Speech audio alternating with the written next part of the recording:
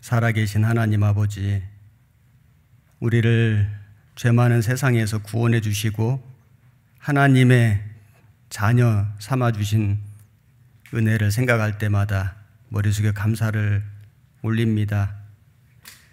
구원받고 지금까지도 주님의 은혜의 손길로 우리를 붙잡아 주시고 우리의 모든 발걸음을 인도해 주신 주님 다시 오실 그날이 너무나도 가까운 세상의 마지막 때에 저희가 살고 있습니다.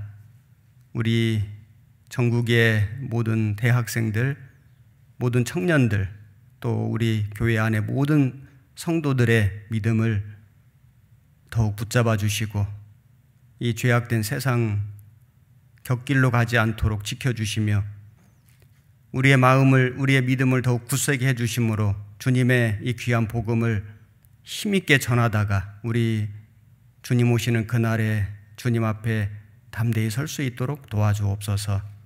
이번 전국 대학생 수련회 비록 영상으로 함께하는 시간이지만은 주 성령님께서 우리 모든 사람들의 마음 가운데 함께 역사해 주셔서 우리의 믿음을 더욱 굳건하게 해주시고 또 우리가 더욱 마음으로 하나 되게 역사해 주옵소서.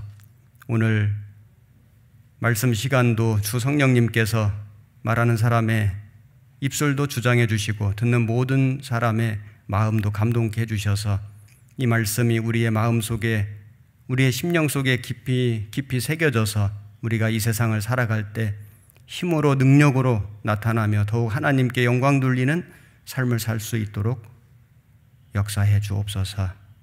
예수님 이름으로 기도드렸습니다. 아멘. 우선 성경 펼쳐서 오늘 본문 말씀 찾겠습니다. 요한계시록 22장 12절 말씀, 12절과 13절 첫 말씀이기 때문에 12절 13절 같이 읽겠습니다. 보라, 내가 속히 오리니 내가 줄 상이 내게 있어 각 사람에게 그의 일한 대로 갚아주리라. 나는 알파와 오메가요 처음과 나중이요 시작과 끝이라. 영상 집회를 하다 보니까 화면을 통해서 말씀 구절을 계속해서 좀 찾아보도록 하겠습니다. 시간 전략을 위해서, 그리고 말씀에 집중하기 위해서 제가 금방 읽었던 말씀을 영상으로 띄웠습니다. 여기 보면 나는 알파와 오메가요 처음과 나중이요 시작과 끝이라, 이런 말씀이 있습니다. 오늘 말씀의 주제를 여기 정리를 해봤습니다. 알파와 오메가 되신 예수님, 이런 말씀 제목으로 오늘 우리가 함께 공부를 할 것인데, 여기 보시면은 계시록 1장 8절에도 주 하나님이 가라사대 나는 알파와 오메가라, 이제도 있고 전에도 있었고 장차 올 자요 전능한 자라 하시더라. 또 계시록 21장 6절에 또 내게 말씀하시되 이루었도다. 나는 알파와 오메가요 처음과 나중이라. 내가 생명수 샘물로 목마른 자에게 값없이 주리니. 금방 읽었던 계시록 22장 12절 13절 말씀에도 나는 알파와 오메가요. 그래서 이 알파와 오메가라는 이 말씀이 계시록에만 3번 나옵니다. 오늘 그 말씀의 내용은 크게 3가지로 제가 정리를 했는데, 1번 알파와 오메가의 의미, 알파와 오메가가 무슨 뜻인가 한번 생각을 좀 해보고, 그 다음에 알파와 오메가의 하나님의 특징, 첫 번째는 영원하신 하나님, 그 다음 전능하신 하나님, 그 다음 신실하신 하나님, 다시 오시는 하나님, 행한 대로 갚아주신 하나님. 그래서 이 알파와 오메가의 하나님은 5가지 특징, 물론 여러 가지 있지만은 5가지로 좀 이렇게 정리를 해보았습니다. 그리고 마지막으로 알파와 오메가 되시는 하나님을 섬기는 성도의 자세, 우리는 어떻게 하나님을 섬길 것인가. 첫 번째는 영원하신 하나님이시잖아요. 그래서 영원한 것에 가치를 두고 살아가야 한다. 그 다음에 전능하신 하나님이기 때문에 능력 있는 삶을 우리도 살아가야 한다. 하나님의 능력을 우리가 본받아서. 그리고 신실하신 하나님이시니까 우리도 끝까지 믿음을 지키고 충성해야 한다. 그리고 다시 오신 하나님, 우리도 주님의 재림을 사모하고 기다려야 한다. 행한 대로 갚아주신 하나님이기 때문에 성도는 주님께 상급을 받는 삶을 살아가야 한다. 그래서 이런 그 내용으로 오늘 말씀을 좀 공부를 해보려고 합니다. 그래서 대학생들이기 때문에 오늘 말씀 내용을 제가 좀 정리를 좀 했는데 처음에 한 30페이지 되는 거를 줄여서 23페이지 인데 염려 안 하셔도 됩니다. 2시간 내 맞춰서 끝납니다.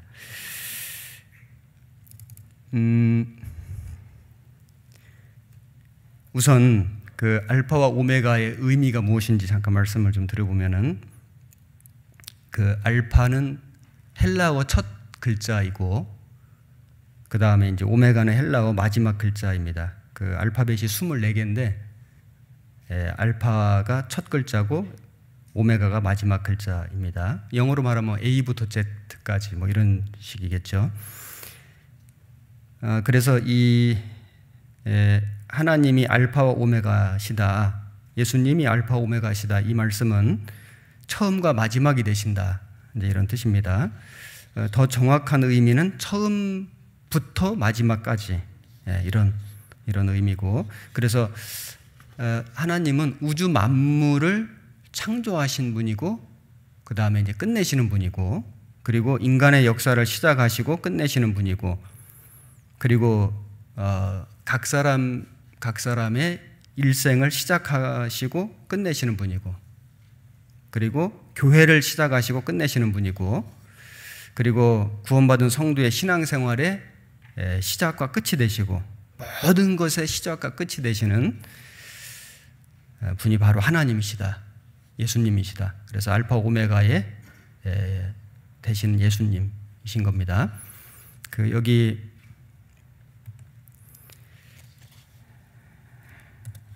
화면에 말씀 구절을 좀 보시면 1장 8절에 나는 알파와 오메가라, 이제도 있고 전에도 있었고 장차 올 자요. 자, 여기도 그 이제도 있고 전에도 있었고, 이제도 있고 전에도 있었고, 그래서 현재도 계시고 여기 전에도 있었고, 그래서 이 전에도라는 것은 이 우주 만물을 창조하신 그 전, 영원부터 그런 말씀이거든요. 영원부터. 그래서 여기 요한복음 1장 1절을 보시면은, 창세기 1장 1절은 태초에 하나님이 천지를 창조하시니라. 이 태초는 천지 창조의 시작이고, 그리고 이제 요한복음 1장에 태초에 말씀이 계시니라.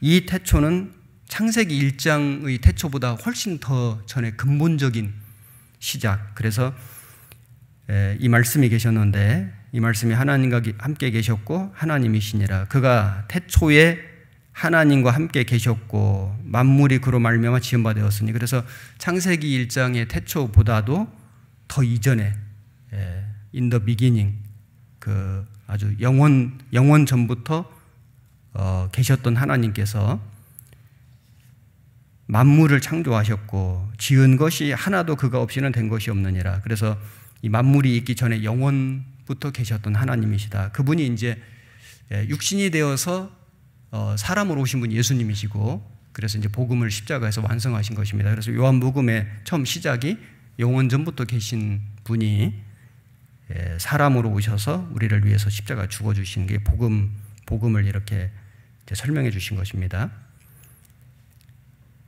그래서 이 그 요한복음 그 1장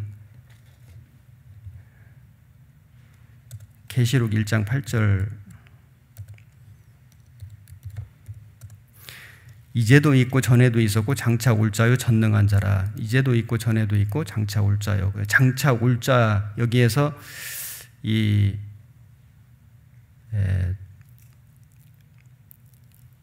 시작과 끝이 되시는 하나님이신데 이 끝이 헬라어로 텔로스인데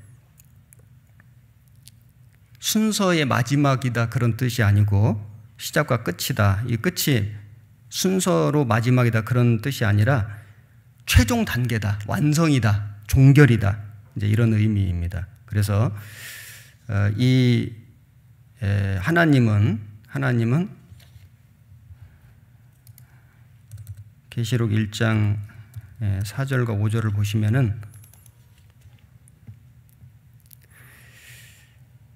이제도 계시고 전에도 계시고 장차 오실리와 여기에 성부 하나님이 나타나고 그리고 일곱 영과 성령 하나님이 나타나고 그리고 먼저 나시고 땅의 임금들의 머리가 되신 예수 그리스도로 말미암아 성자 하나님, 성삼위일체의 하나님이 여기 나타나십니다. 그래서 이분이 누구시냐? 그 출애굽기 3장 14절에 나는 스스로 있는 자라. I am that I am who I am. 나는 스스로 있는 자다. 이제 여호와 그 뜻인데 하나님은 영원하신 분이고 불변하시는 분이고 절대적인 분이고 이제 그런 의미를 가지고 있는 겁니다. 그래서 이 알파와 오메가는 헬라어 그 알파벳 처음과 끝인데 시작하시고 끝내시는 하나님, 영원하신 하나님 이제 이런 하나님의 그 특징을 이제 알파 오메가라고 이렇게 말씀해 주신 것입니다. 자, 알파 오메가의 하나님의 이제 특징 5가지를 한 가지씩 좀 한번 생각해 보겠는데 우선 요한계시록 22장 12절 13절을 보시면은 처음 읽었던 본문입니다. 나는 알파와 오메가요 처음과 나중에 시작과 끝이라. 그래서 우선은 천지를 창조하신, 그래서 태초에 하나님 천지를 창조하셨고 그리고 이제 끝내시는, 그래서 여기 이사야 48장 12절 13절을 보시면은 야곱아 나의 부른 이스라엘아 나를 들으라. 나는 그니 나는 처음이요 또 마지막이라. 과연 내 손이 땅에 기초를 정하였고 내 오른손이 하늘에 폈나니 내가 부르면 천지가 일제히 서느니라. 천지를 창조하신 하나님.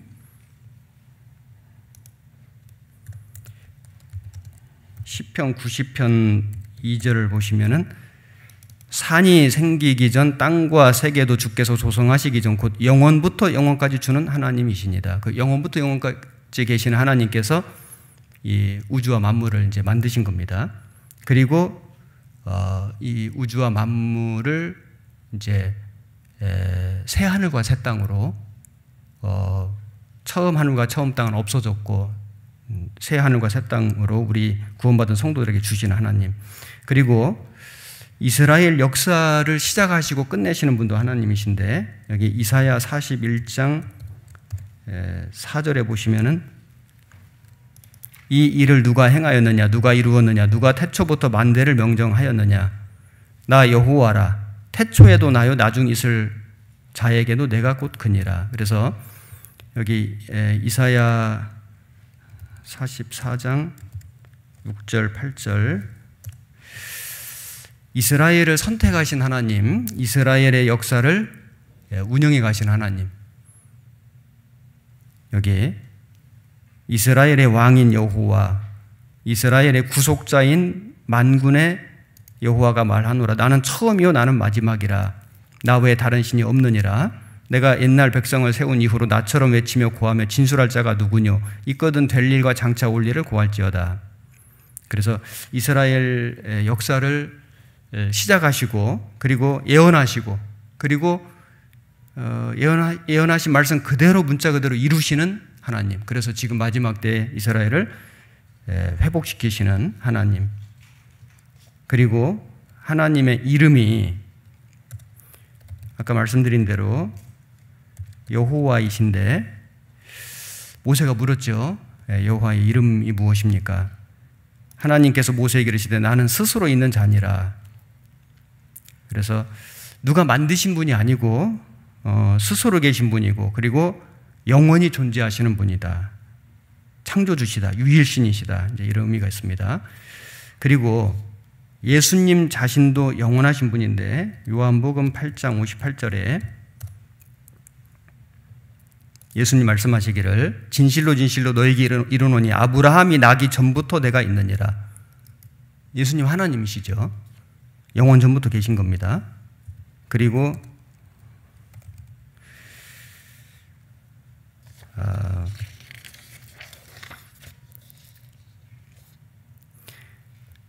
히브리서 5장 6절에는 또한 이와 같이 다른 데 말씀하시되 네가 영원히 멜기세덱의 반차를 두는 제사장이라 하셨나니 영원히 멜기세덱의 반차를 두는 제사장이다. 예수님을 이렇게 말씀했고 히브리서 13장 8절에는 예수 그리스도는 어제나 오늘이나 영원토록 동일하시니라.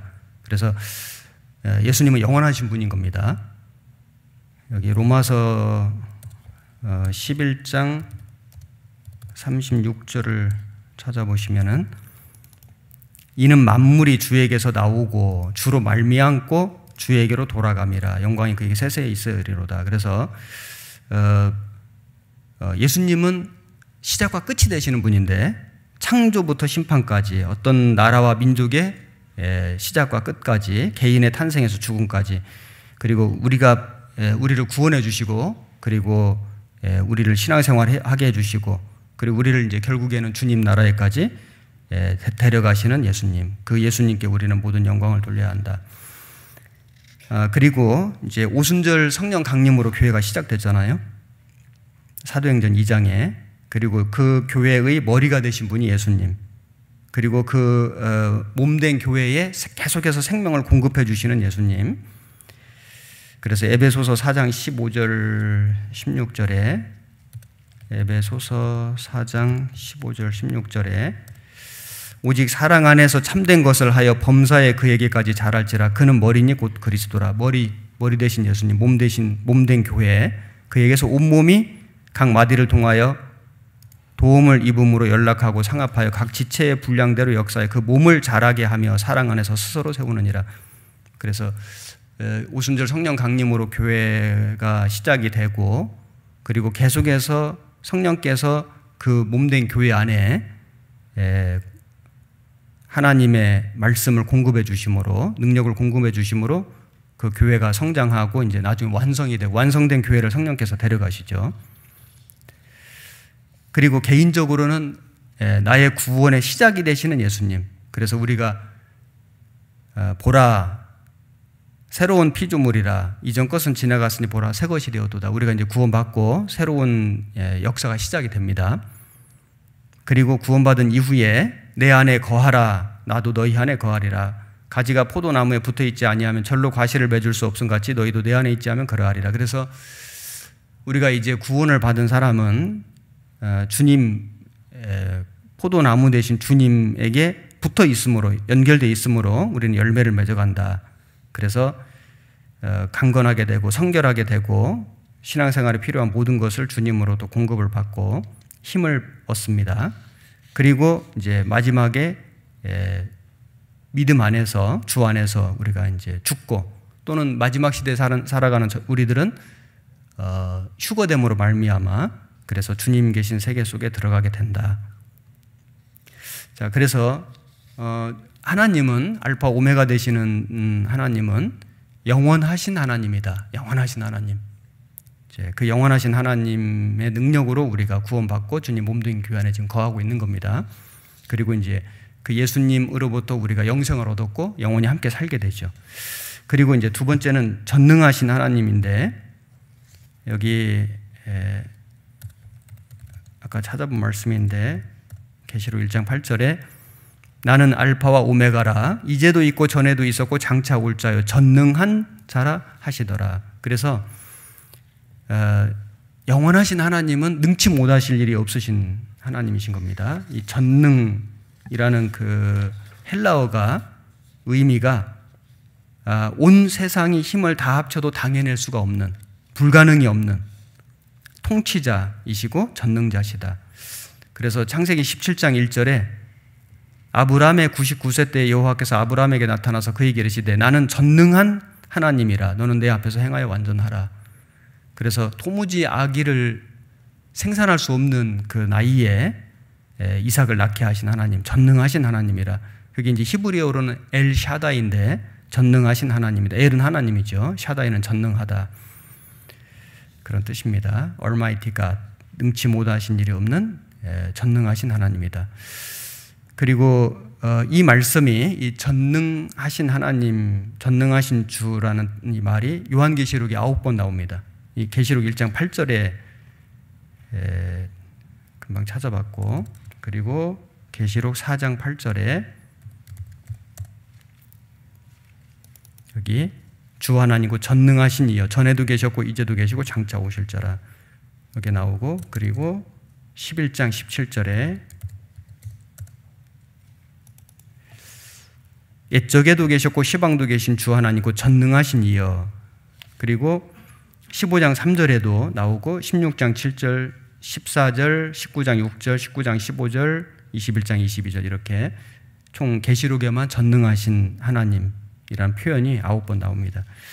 자, 하나님은 능치 못하실 일이 없는 분인데 하나님의 능력을 우리가 볼 수 있는 그 간접적인 방법이 이제 하나님 창조하신 만물을 통해서 하나님의 능력을 우리가 좀 볼 수 있는데, 제가 여기 인터넷에서 몇 가지 글을 좀 옮겨왔는데 좀 읽어보겠습니다. 우선 우주와 지구 창조의 능력, 신비.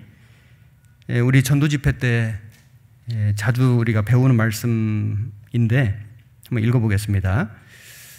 지구가 우연히 가스와 먼지가 뭉쳐져서 생겨났다고 보기에는 너무나 신비한 사실이 많습니다. 태양과 지구의 거리가 적당히 떨어져 있기 때문에 사람이 살기에 적합한 온도를 유지하고 있는 것입니다. 지구의 크기도 신비합니다. 조금 더 크거나 작으면 지금의 생명체는 존재할 수 없습니다.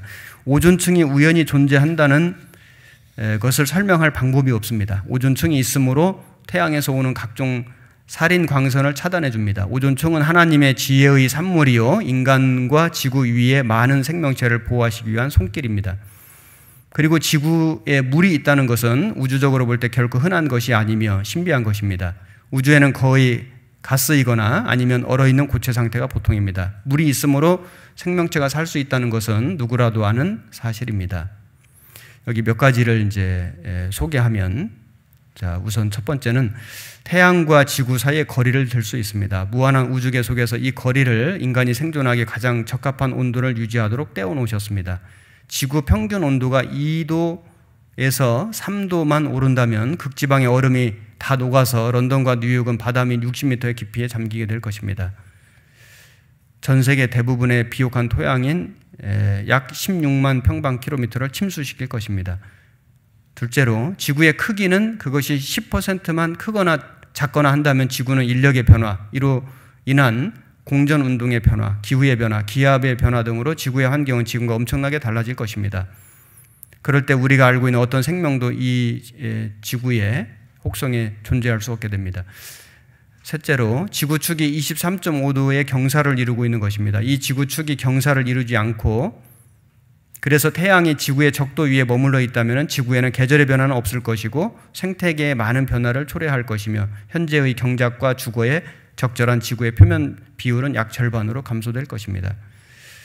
넷째로 지구 밖 64km 위의 오존층의 존재는 태양으로부터 오는 각종 살인 광선으로부터 우리를 보호하고 있습니다. 압축하면 겨우 0.32cm에 불과한 2층이 없어진다면 지구상의 모든 생물은 멸종하고 말 것입니다. 이 신비한 오존층은 우연히 생겨난 것이 아닌 창조주의 지혜의 산물인 것입니다. 다섯째로 지구와 달과의 관계입니다. 달의 중력에 의하여 매일 2번씩의 큰 조류, 밀물과 썰물이 발생됩니다. 이 달이 지구 둘레를 매일 12도씩 옮겨가므로 매일 48분씩 늦게 조류가 일어나며 이로 인하여 시간을 측정할 수 있게 됩니다. 그리고 달과 태양 사이의 상대적인 위치에 따라서 매달 조금과 사리가 일어납니다. 만약 달이 우리에게 현재의 거리에서 10%만 가까워진다면 커진 인력에 의해 조류가 대륙을 완전히 쓸어버릴 것입니다. 하나님은 무한한 지혜와 능력으로 지구와 달에 적당한 거리를 위치하게 하셨습니다. 그리고 여섯째로 지구의 액체 상태에 물이 있다는 것입니다. 전 우주를 통하여 단물이든 짠물이든 액체 상태의 물은 희귀한 것입니다. 보통 사람들이 생각하는 것과는 달리 액체 상태는 자연계에서 예외적인 것입니다. 우주에 있는 대부분의 물질은 별에서와 같이 가소성 가스이거나 우주의 심연에서 필요하고 있는 동결된 고체 상태일 뿐입니다. 일곱째로 태양 주위를 도는 지구는 놀라우리만큼 정확하게 운행합니다. 태양 주위를 한 바퀴 도는데 365일 5시간 48분 48초가 걸립니다. 이 선의 운동에 있어서 지구는 거의 변화가 없습니다. 실로 무한하신 하나님 외에는 아무도 그렇게 흠없고 완벽하게 할 수 없습니다. 이런 내용들은 이미 잘 알고 계신 내용인데 한번 정리를 해봤습니다. 그리고 사람의 몸을 봐도 이게 참 하나님의 능력이라는 걸 우리가 알 수 있는데 60조 개 이상의 세포 206개의 뼈로 만들어져 있고 7년마다 새로워지는 뼈, 한 달에 한 번 바뀌는 피부, 그리고 사람의 뼈는 화강암보다 강해서 성냥갑만 한 크기로 10톤을 지탱할 수 있습니다. 콘크리트보다 4배 강합니다. 그리고 지구를 3바퀴 돌 수 있는 혈관의 길이, 심장의 빠른 펌프질, 피가 온몸을 한 바퀴 도는데 46초 걸립니다. 그리고 사람이 가진 피의 양은 몸무게에 비례하는데 체중이 60kg이라면 4.8리터의 피를 가지고 있습니다. 피의 주요 성분인 적혈구는 골수에서 몇 초마다 2만 개씩 생성됩니다. 폐의 공기 주머니를 펴면 농구 경기장의 절반 넓이입니다. 그래서 약 3억에서 5억 개의 폐포가 있는데 이것을 모두 편다면은 21평에서 30평 정도가 되고, 그리고 이것이 정교하게 접혀져서 우리 몸속에 있는 거다. 1시간에 900번씩 깜빡거리는 눈꺼풀, 3, 4시간에 한 번씩 교대하는 콧구멍. 그래서 사람이 눈꺼풀을 한번 깜빡이는데 걸리는 시간은 40분의 1초라고 합니다. 1분에 평균 15번, 1시간에 900번을 깜빡거리지요. 깜빡이면 눈을 보호하고 각막을 매끄럽게 합니다. 그래서 눈에 먼지가 들어가려고 하면 눈꺼풀이 재빨리 내려와서 눈동자를 보호합니다. 2개의 콧구멍은 동시에 활동하는 것이 아니라 서너 시간에 한 번씩 교대합니다. 한쪽 콧구멍이 냄새를 맡는 동안 다른 한쪽은 쉬는 것이죠. 이외에도 우리 맛을 알아내는 미각세포가 9,000개 이상 있습니다. 귀에는 소리의 진동을 받아들이는 기관인 고막이 있는데 이 고막에서는 고약한 냄새가 납니다. 그래서 작은 곤충이나 벌레가 귀 속으로 들어가도 이 냄새 까닭에 귀 속을 상하지 못하게 합니다. 처음 알았어요. 네. 참 우리 이 우주와 이 지구의 신비, 또 우리 인체의 신비, 이걸 다 말할 수는 없는데 하여튼 공부해 보면 할수록 참 하나님의 능력이다. 예. 전능하신 하나님의 능력으로 우리가 우리 몸이 만들어졌고 우리 하나님 만드신 만물에서 우리가 기동하며 살고 있다. 예. 전능하신 하나님을 우리가 알 수 있죠. 그리고 하나님은 말씀하신 모든 것을 다 그대로 문자 그대로 이루시는, 예언하시고 성취하시는 능력이 있는 하나님이십니다. 여기 베드로후서 1장 20절, 21절 우리 잘 아는 말씀인데, 먼저 알 것은 경의 모든 예언은 사사로이 풀 것이 아니니 예언은 언제든지 사람의 뜻으로 낸 것이 아니요 오직 성령의 감동하심을 입은 사람들이 하나님께 받아 말한 것임이니라. 그래서 이 계시록에도 이 책의 예언의 말씀을 지키는 자가 복이 있으리라. 또 이 책의 예언의 말씀을 임봉하지 말라, 때가 가까우니라. 그래서 이제 이 예언이 다 이루어질 걸 말씀하셨는데, 자, 예언은 무엇인가? 예언은 하나님의 계시에 의해서 장래에 나타날 일을 미리 말씀해 주신 것이 예언이죠. 예측과 예언은 다른 겁니다. 일기예보는 예측을 하는 거죠. 그런데 이것은 이제 언제든지 틀릴 가능성을 내포하고 있는 거다. 근데 예언은 하나님의 말씀이기 때문에 결코 틀릴 수가 없다. 변개될 수도 없다. 자, 하나님의 예언이 얼마큼 정확하게 이루어졌는지를 우리가 보면 하나님의 능력을 좀 알 수 있는데, 우선 구약 성경은 말 그대로 장차 오실 메시아 예수님을 약속하시고 예언하신 성경인데, 그 구약 성경 중에 예수님의 생에 대한 예언이 이제 많이 나옵니다. 여기 제가 이런 글을 하나 읽어보겠습니다. 이 예언이 이루어질 확률을 생각해 보자. 예수님이 야곱의 후사에서 태어나도록 되어 있는데 야곱에게 12아들이 있었으므로 12분의 1이죠. 그리고 미가는 예수님이 베들레헴에서 태어난다고 예언했는데 유다 지파가 살고 있던 촌락이 약 100개였으므로 100분의 1의 확률. 그래서 베들레헴에서 태어나고 유다 지파에서 태어날 확률이 12분의 1 곱하기 100분의 1 하면 이제 1200분의 1이 되는 겁니다. 미국 과학협회의 검토를 받아 피터 스톤 박사가 쓴 과학은 말한다 라는 책에 의하면은 예수님에 대한 8가지 예언, 탄생, 출생 지역, 세례 요한의 길 예비, 가룟 유다의 배반, 30에 은 30에 팔리시고 십자가 죽으시고 옷이 제비 뽑히고 부자의 무덤에 장사되는 이 8가지 예언만 생각을 했을 때 이것이 한 사람에게 이루어질 수 있는 수학적 확률은 10의 17승분의 1이다. 이것을 알기 쉽게 설명을 하면 1달러짜리 은돈 10의 17승계를 미국 텍사스주 전 지면에 깔면은 약 5피트 1.5m 높이로 깔 수 있다. 텍사스주에 1.5m 높이로 동전을 깔 수 있는데 그 중에 눈을 가린 사람이 딱 한 번에 이 표시를 해놓은 동전을 찾는 확률, 뭐 거의 불가능한 확률이죠. 8개의 예언이 한 사람에게 이루어질 확률이 그렇다는 겁니다. 그런데 구약 성경에는 예수님의 초림에 대한 예언이 한 320에서 한 350가지 정도 예언되어 있습니다. 300가지가 넘습니다. 이 예언이 한 사람에게 성취될 확률은 어느 정도일까? 지구보다도 큰 동전 무더기 속에서 어느 한 동전을 표시해놓고 그것을 단번에 찾을 확률. 이건 뭐 완전히 불가능한 확률인데 그런 불가능한 확률임에도 불구하고 예수님에 대한 모든 예언이 100% 완벽하게 다 이루어졌다. 그렇게 예언하실 수 있는 분이 누구냐? 그분이 바로 전능하신 하나님이시다는 걸 알 수 있죠. 그리고 이제 성경에 보면은 그 개인에 대한 예언도 있고 여호수아라든지 뭐 고레스 왕이라든지 성읍에 대한 예언도 있고 국가에 대한 예언도 있는데 그 모든 예언들이 다 문자 그대로 성취된 걸 우리가 확인해 볼 수 있습니다. 그 다음에 역사를 예언하셨고 그래서 느부갓네살 왕의 꿈을 다니엘이 해석을 했고 다니엘이 70일의 예언이라든지 역사를 예언하신 것들이 완벽하게 이루어지고 있고 그리고 역사의 종말에 대한 예언, 우리 시대의 예언이죠.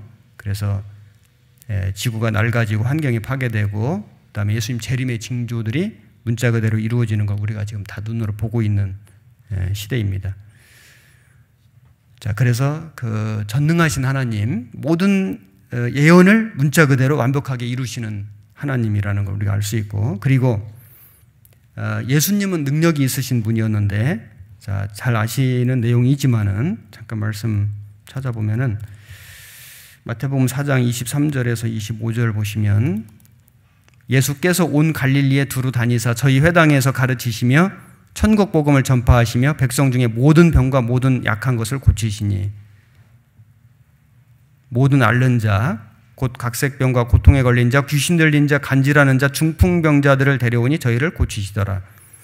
예수님은 아픈 사람들을 여러 날 서서히 치료해 주신 게 아니라 그 자리에서 단번에 고쳐주셨죠. 그리고 죽은 사람도 살려주셨는데 죽은 사람을 살려주신 사건이 성경에 3번 나오는 거 아시죠? 나사로를 살리셨고 과부의 아들도 살리셨고 3번을 살리셨는데 그 회당장 야이로의 딸도 살리셨고 그래서 예수님은 고쳐주시고 살려주시는 능력이 있으신 분이다. 그 외에도 많은 이적을 행하셨죠. 바다 위도 걸어가시고 오병이의 기적도 행하시고 예수님은 능력이 있으신 분이다. 하나님이신 걸 증거해 주신 겁니다. 자, 그래서 전능하신 하나님이라는 걸 우리가 알 수 있고 그 다음에 이제 3번째는 하나님은 신실하신 하나님이다. 신실하다는 뜻이 무슨 뜻인지를 말씀을 통해서 잠깐 설명드려 보겠습니다. 신명기 7장 9절에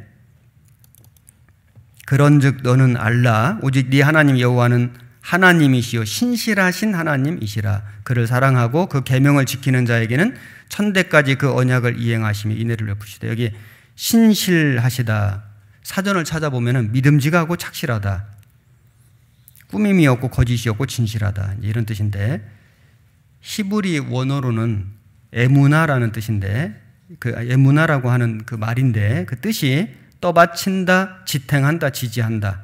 그래서 사람이 안심하고 의뢰할 수 있는 분이다, 믿을 수 있는 분이다, 이런 뜻입니다. 하나님이 하시는 모든 일은 다 신실하셨는데, 시편 119편 86절에 보시면 주의 모든 계명은 신실하니이다.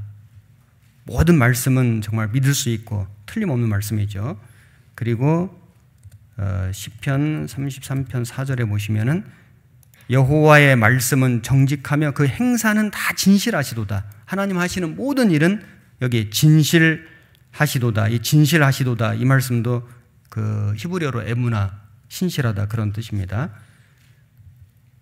시편 119편 89절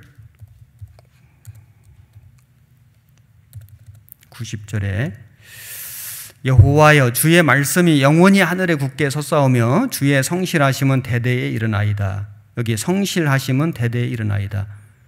여기 성실하심, 이것도 에무나. 그래서 하나님은 모든 면에서 믿을 수 있는 분이다, 거짓이 없는 분이다, 우리가 사람이 안심하고 의뢰할 수 있는 분이다, 틀림없는 분이다, 이제 신실하다, 이런 의미가 있습니다.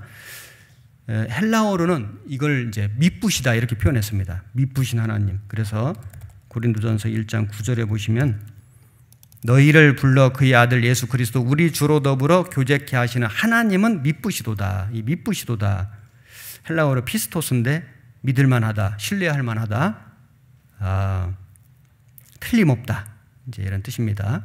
그래서 디모데전서 1장 15절에도 미쁘다 모든 사람이 받을 만한 이 말이여 그리스도 예수께서 죄인을 구원하시려고 세상에 임하셨다. 예수님을 보내주신 것도 미쁘신 하나님의 하신 일이죠. 데살로니가전서 5장 24절에 너희를 부르시는 이는 미쁘시니 그가 또한 이루시리라. 데살로니가 후서 3장 3절에 주는 미쁘사 너희를 굳게 하시고 악한 자에게서 지키시리라. 하나님은 미쁘신 분이다. 예수님은 미쁘신 분이다. 요한 1서 1장 9절에도 만일 우리가 우리 죄를 자백하면 저는 미쁘시고 의로사 우리 죄를 사하시며 모든 불의에서 우리를 깨끗게 하실 것이요. 그래서 미쁘신 분이기 때문에 구원받은 성도가 죄를 지을 때 자백하면은 또 깨끗게 해주시고 다시 친밀하게 회복시켜 주신다.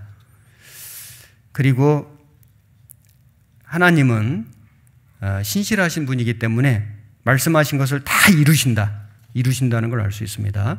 여기 요한계시록 21장 6절 7절 보시면은 또 내게 말씀하시되 이루었도다. 나는 알파와 오메가요 처음과 나중이라. 내가 생명수 샘물로 목마른 자에게 값없이 주리니 이기는 자는 이것들을 유업으로 얻으리라. 나는 저희 하나님이 되고 그는 내 아들이 되리라. 여기 이루었도다.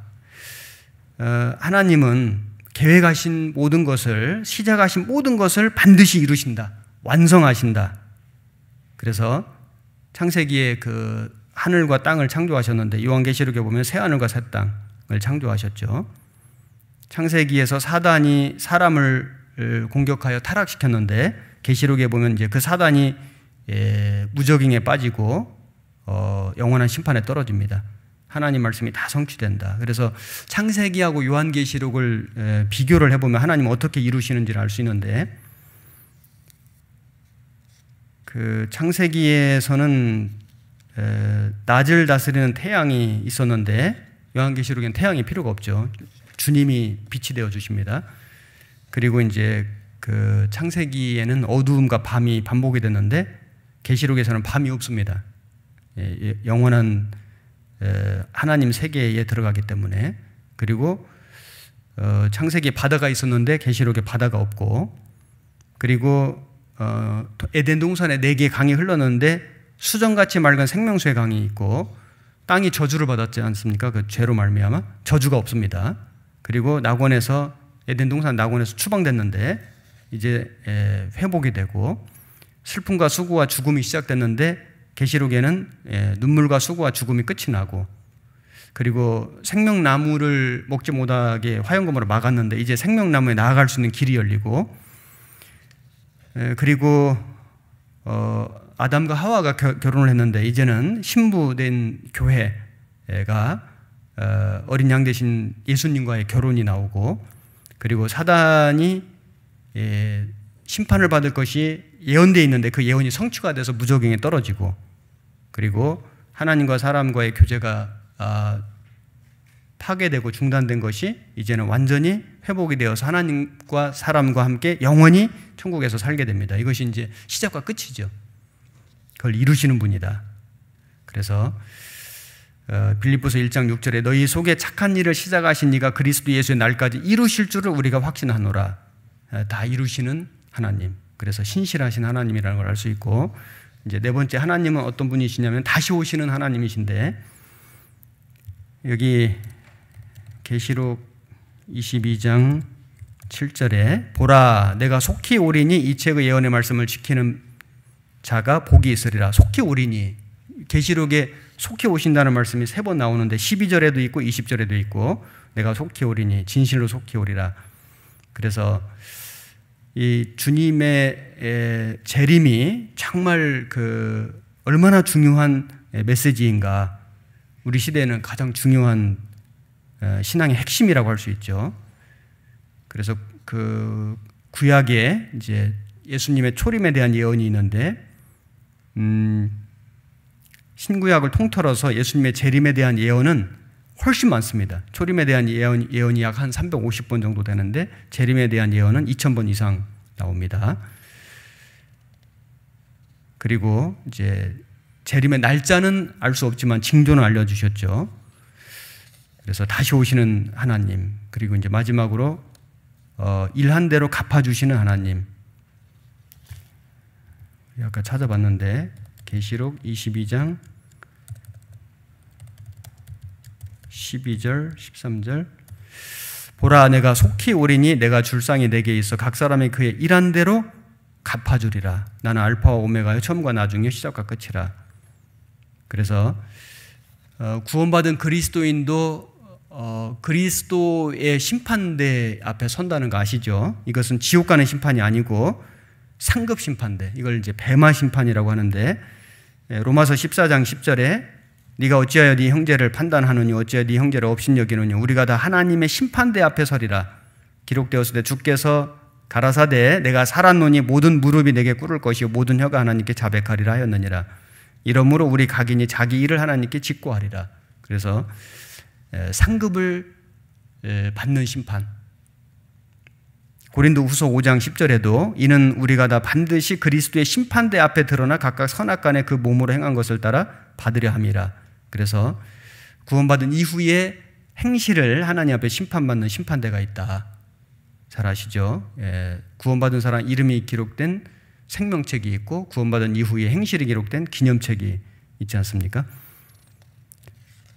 그래서 우리가 이제 이 심판을 받을 때 부끄럽게 될 수 있기 때문에 이걸 이제 불 가운데 얻은 구원이다 이렇게 말씀하셨는데, 고린도전서 3장 12절에 이 말씀 화면을 통해서 보겠습니다.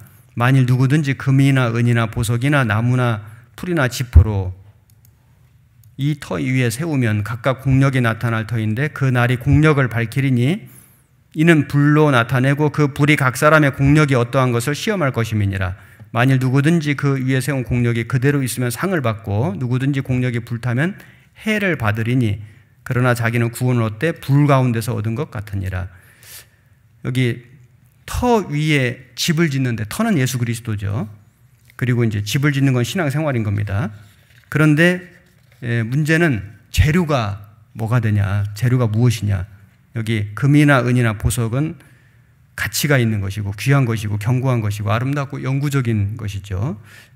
이런 재료로 신앙생활을, 신앙의 집을 질 것이냐.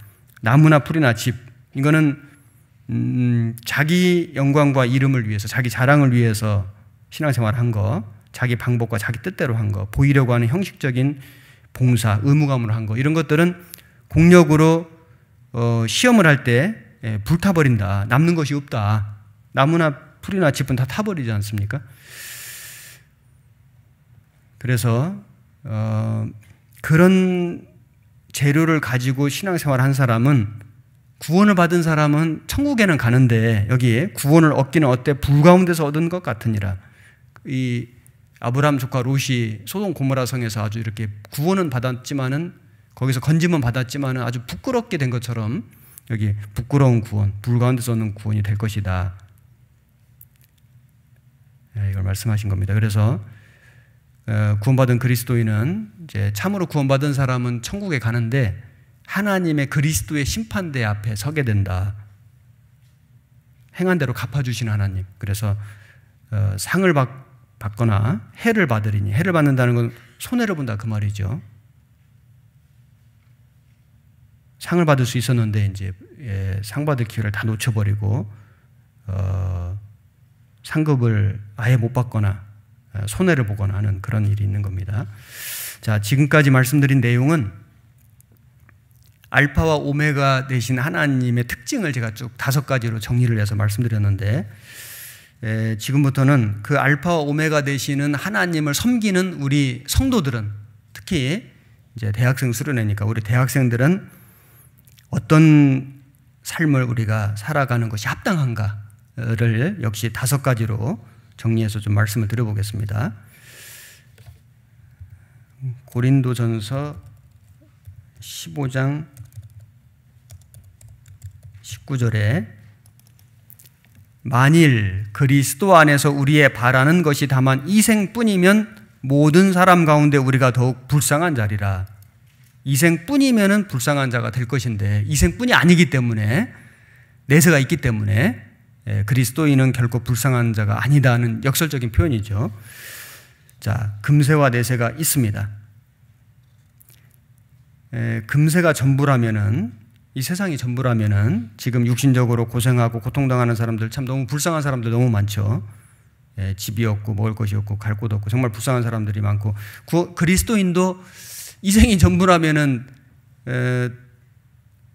고난도 많고 심지어 핍박도 있고 환난도 당하고, 참 이생이 전부라면은 정말 불쌍한 사람들이 될 수밖에 없습니다. 초대교회 크리스찬들이 믿음을 지키다가 또 복음 전하다가 사자마비되고 화형을 당하고 고문받고 죽어갔습니다. 복음을 전하는 많은 믿음의 선진들이 핍박과 고난을 받았는데, 이생이 전부라면 정말 불쌍한 사람일 텐데 결코 그렇지 않다는 말씀이죠. 내세가 있습니다. 그래서 나의 이 가죽 이것이 썩은 내가 육체 밖에서 하나님을 보리라. 잘 아시는 말씀이고, 그리고 고린도 후서 4장 18절에 우리의 돌아보는 것은 보이는 것이 아니요 보이지 않는 것이니 보이는 것은 잠깐이요 보이지 않는 것은 영원함이니라. 그래서 눈에 보이는 세상은 잠깐이고 보이지 않는 내세는 영원한 것이다. 그래서 무엇이 더 중요한 것인가? 고린도전서 7장 31절에는 세상 물건을 쓰는 자들은 다 쓰지 못하는 자 같이 하라. 이 세상의 형적은 지나감이라. 이 형적이라는 게 이제 어떤 영어 성경에는 패션, 유행은 지나가는 거다. 일시적인 풍습은 지나가는 것처럼 세상은 이렇게 지나가는 거다. 지나가는 세상에다가 너무 마음 두지 말고, 거기다 소망 두지 말고 영원한 것에다가 우리의 마음을 두고 거기다 소망을 두고 살아가야 한다. 이걸 말씀해 주신 겁니다. 부자와 나사로 중 누가 더 불쌍한 사람인가? 누가 더 행복한 사람인가? 답이 탁 나오죠. 그리고 계시록 14장 13절에 여기 또 내가 들으니 하늘에서 음성이 나서 가로되 기록하라. 자금 이후로 주 안에서 죽는 자들은 복이 있도다 하시매 성령이 가라사대 그러하다. 저희 수고를 그치고 쉬리니 이는 저희의 행한 일이 따름이라 하시더라. 어떤 사람이 행복한 사람이고 축복받은 사람이냐면은 구원을 받고 믿음 안에 살다가 믿음 안에서 죽는 사람들. 영원한 안식으로 들어가는 길목인 겁니다. 시편 116편 15절에도 성도의 죽는 것을 여호와께서 귀중히 보시는도다. 그 에콰도르 선교사로 갔다가 29살 나이로 순교당한 짐 엘리엇 잘 아시죠? 영상으로도 보시고 영화도 보시고 하셨는데, 엘리엇이 29살에 죽었는데 언뜻 보면은 아주 헛된 죽음을 죽은 것 같았지만은 결코 그렇지 않았죠. 그 엘리엇이 10년 전에 그 대학교 시절에 시카고 위튼 대학교 시절에 그 적은 글과 일기가 나중에 공개가 됐는데 거기에 이런 글이 적혀져 있었습니다. 하나님, 제가 감히 하나님께 기도합니다. 이 부족한 나의 나무 토막 같은 인생에 주여 불을 붙여주소서. 제가 주를 위해 탈 수 있도록 나의 삶을 주께서 소멸시키시옵소서. 이 몸은 주의 것입니다. 나는 오래 사는 것을 원치 않습니다. 완전하고 풍성한 삶을 원합니다. 그래서 이제 그 엘리엇이 한 말 중에 아주 유명한 말이 있잖아요. 영원한 것을 얻기 위해 영원하지 않는 것을 버리는 자는 절대 어리석은 자가 아니다. 영원한 것을 얻기 위해서, 영원하지 않는 것, 영원한 내세와 영광을 위해서 이 세상 잠깐 있는 것들을 버리는 것은 결코 어리석은 사람이 아니다. 자, 그래서 우리는 영원한 것에 가치를 두고 살아가야 한다. 우리 이제 대학생들, 청년들이 정말 그 마지막 때가 되다 보니까 세상은 너무나 악하고 죄가 정말 충만하고 육신적이고 너무나 정욕적이고 그런 세상에서 우리가 살아가고 있습니다만은, 구원받은 그리스도인은 그런 잠깐 있다 없는 것, 그 육신적이고 정욕적인 것을 쫓아갈 것이 아니라 하나님의 신령한 것, 영원한 것을 우리가 바라고 그것을 거기에 가치를 두고 우리는 살아가야 한다.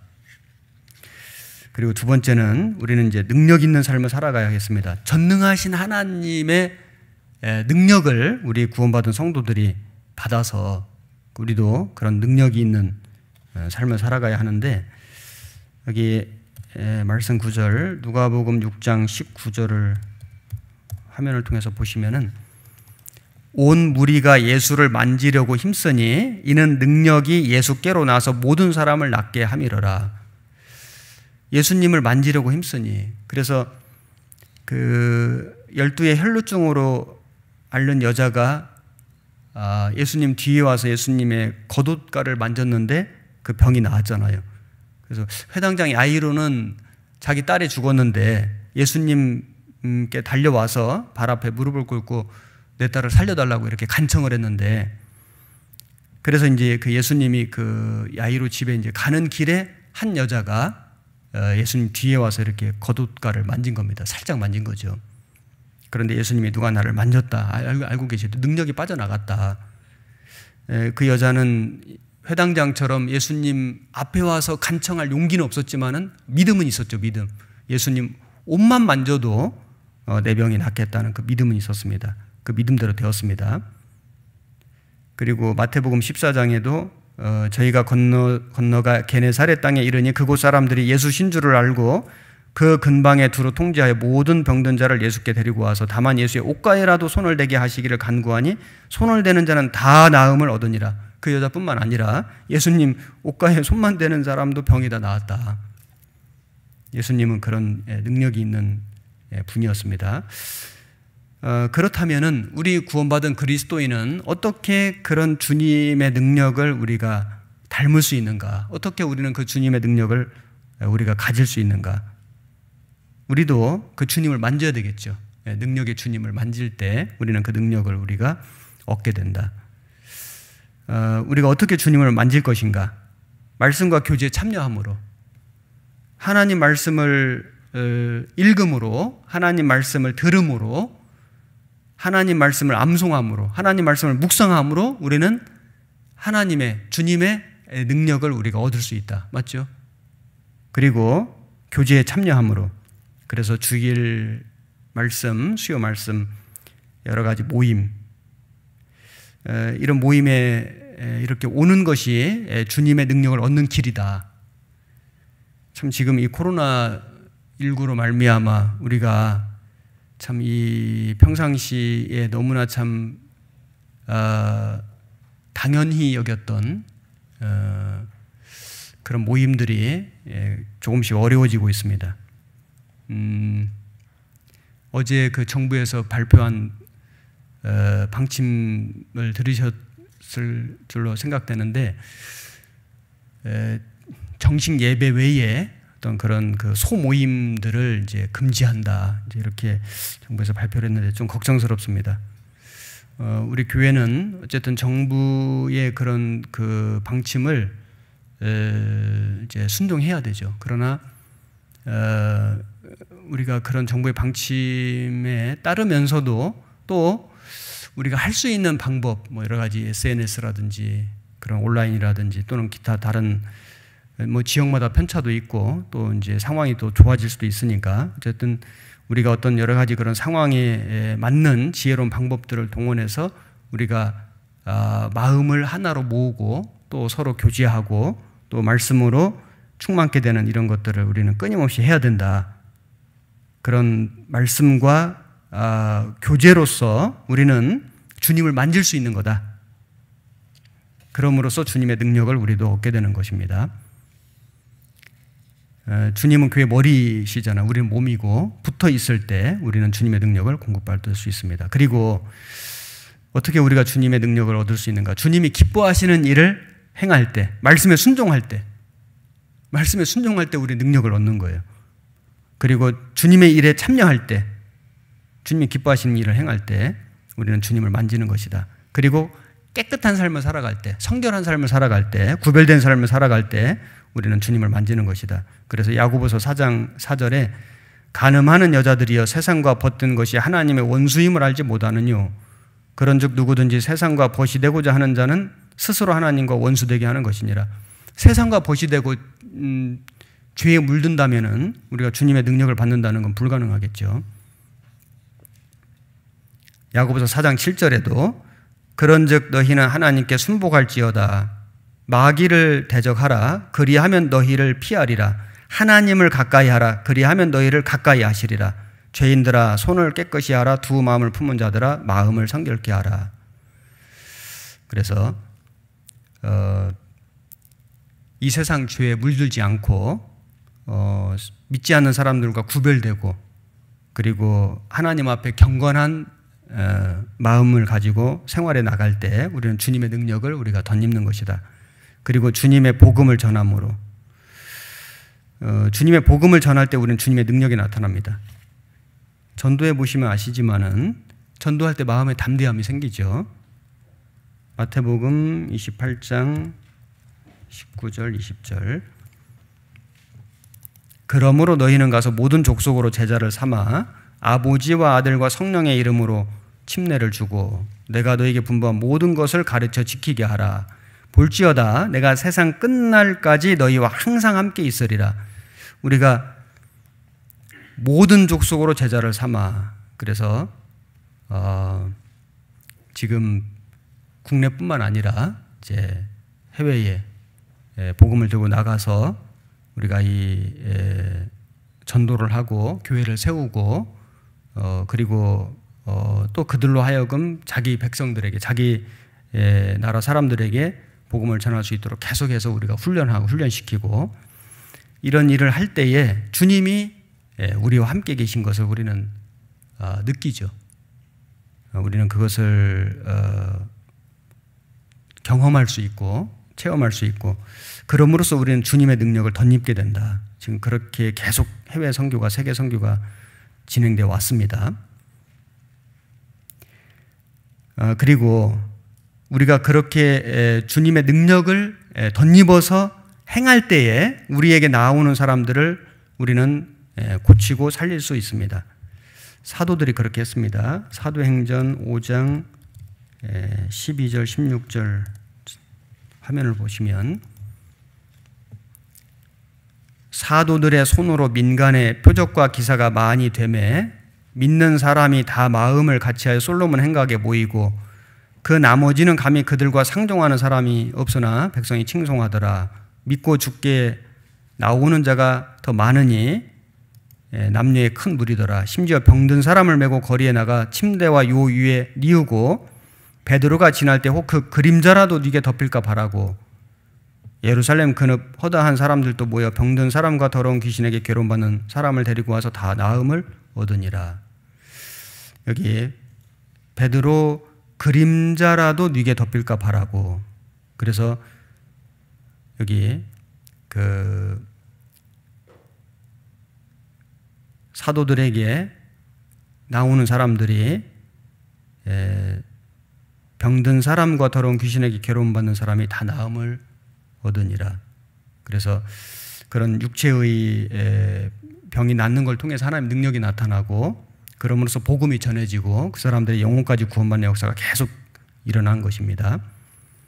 주님의 만져주심을 받은 사람들이 다른 사람을 만져줄 수 있습니다. 이 사도들이 주님의 만져주심을 먼저 받았고 능력을 받았고 그 사람들이 다른 사람을 또 만져주고 그럼으로써 그들의 영혼까지 고쳐줄 수 있었던 겁니다.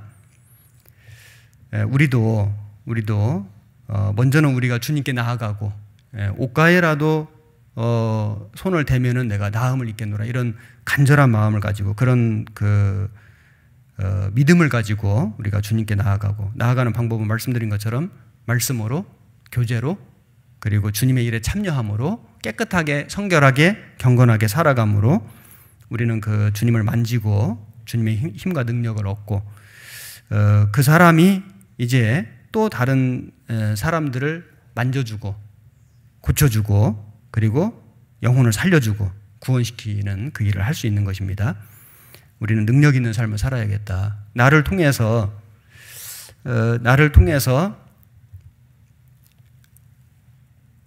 정말 내 주변에 있는 사람들에게 한 사람에게라도 몇 사람에게라도 우리는 정말 그 복음을 전해서 그 사람이 구원받도록 그리고 구원받은 사람이 성장하도록 또 다른 열매를 맺도록 그 일을 우리가 해야 되지 않을까요?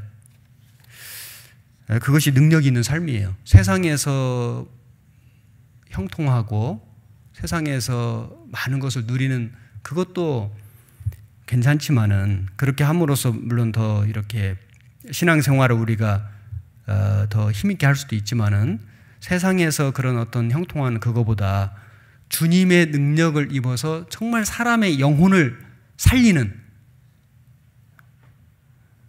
그 일을 힘있게 하는 그 사람이 정말 능력 있는 삶을 사는 것입니다. 그리고 이제 알파와 오메가 되신 주님을 섬기는 사람이 해야 될 세 번째는 끝까지 믿음을 지키고 우리는 충성해야 되겠다. 끝까지. 이 끝까지라는 것이 참 중요하죠. 하나님은 신실하신 하나님, 끝까지 말씀을 다 이루시는 하나님이신데 우리도 그 하나님을 참으로 섬긴다면은 우리도 끝까지 그 주님을 섬기는 삶을 살아야 한다. 시작은 좋았는데 끝이 좋지 않은 사람들이 꽤 있었습니다. 가인도 마찬가지고요. 가인도 그랬고 최초의 살인자가 되었죠. 그리고 에서도 마찬가지고 한 그릇 팥죽에 장자 명분을 팔고 망령된 사람이 됐습니다. 삼손도 나시린으로 선택받았고 사사로 일했는데 들릴라 여인을 사모해서 무릎을 베고 잠들었습니다.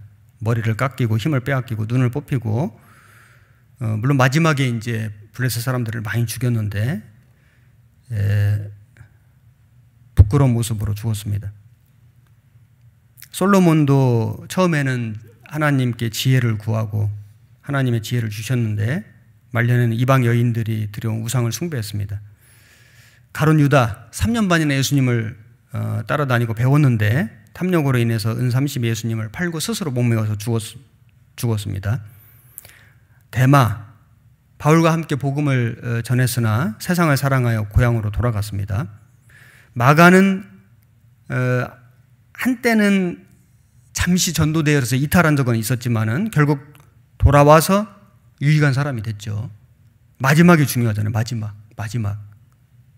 그래서 처음에 열심히 살다가 세상으로 돌아간 것보다 처음에 좀 잘못 살았더라도 돌이켜서 돌아와서 끝까지 열심히 살다가 주님을 만나는 것이 훨씬 낫죠. 끝이 좋으면 다 좋다. 잘못했어도 돌이키는 사람, 돌아오는 사람이 돼야 한다. 사도 바울은 처음에는 교회를 핍박하고 주님을 대적했습니다. 그런데 그가 구원받은 이후에 정말 죽을 때까지 목숨을 다해서 복음을 전했고 목 잘려서 로마에서 순교했습니다.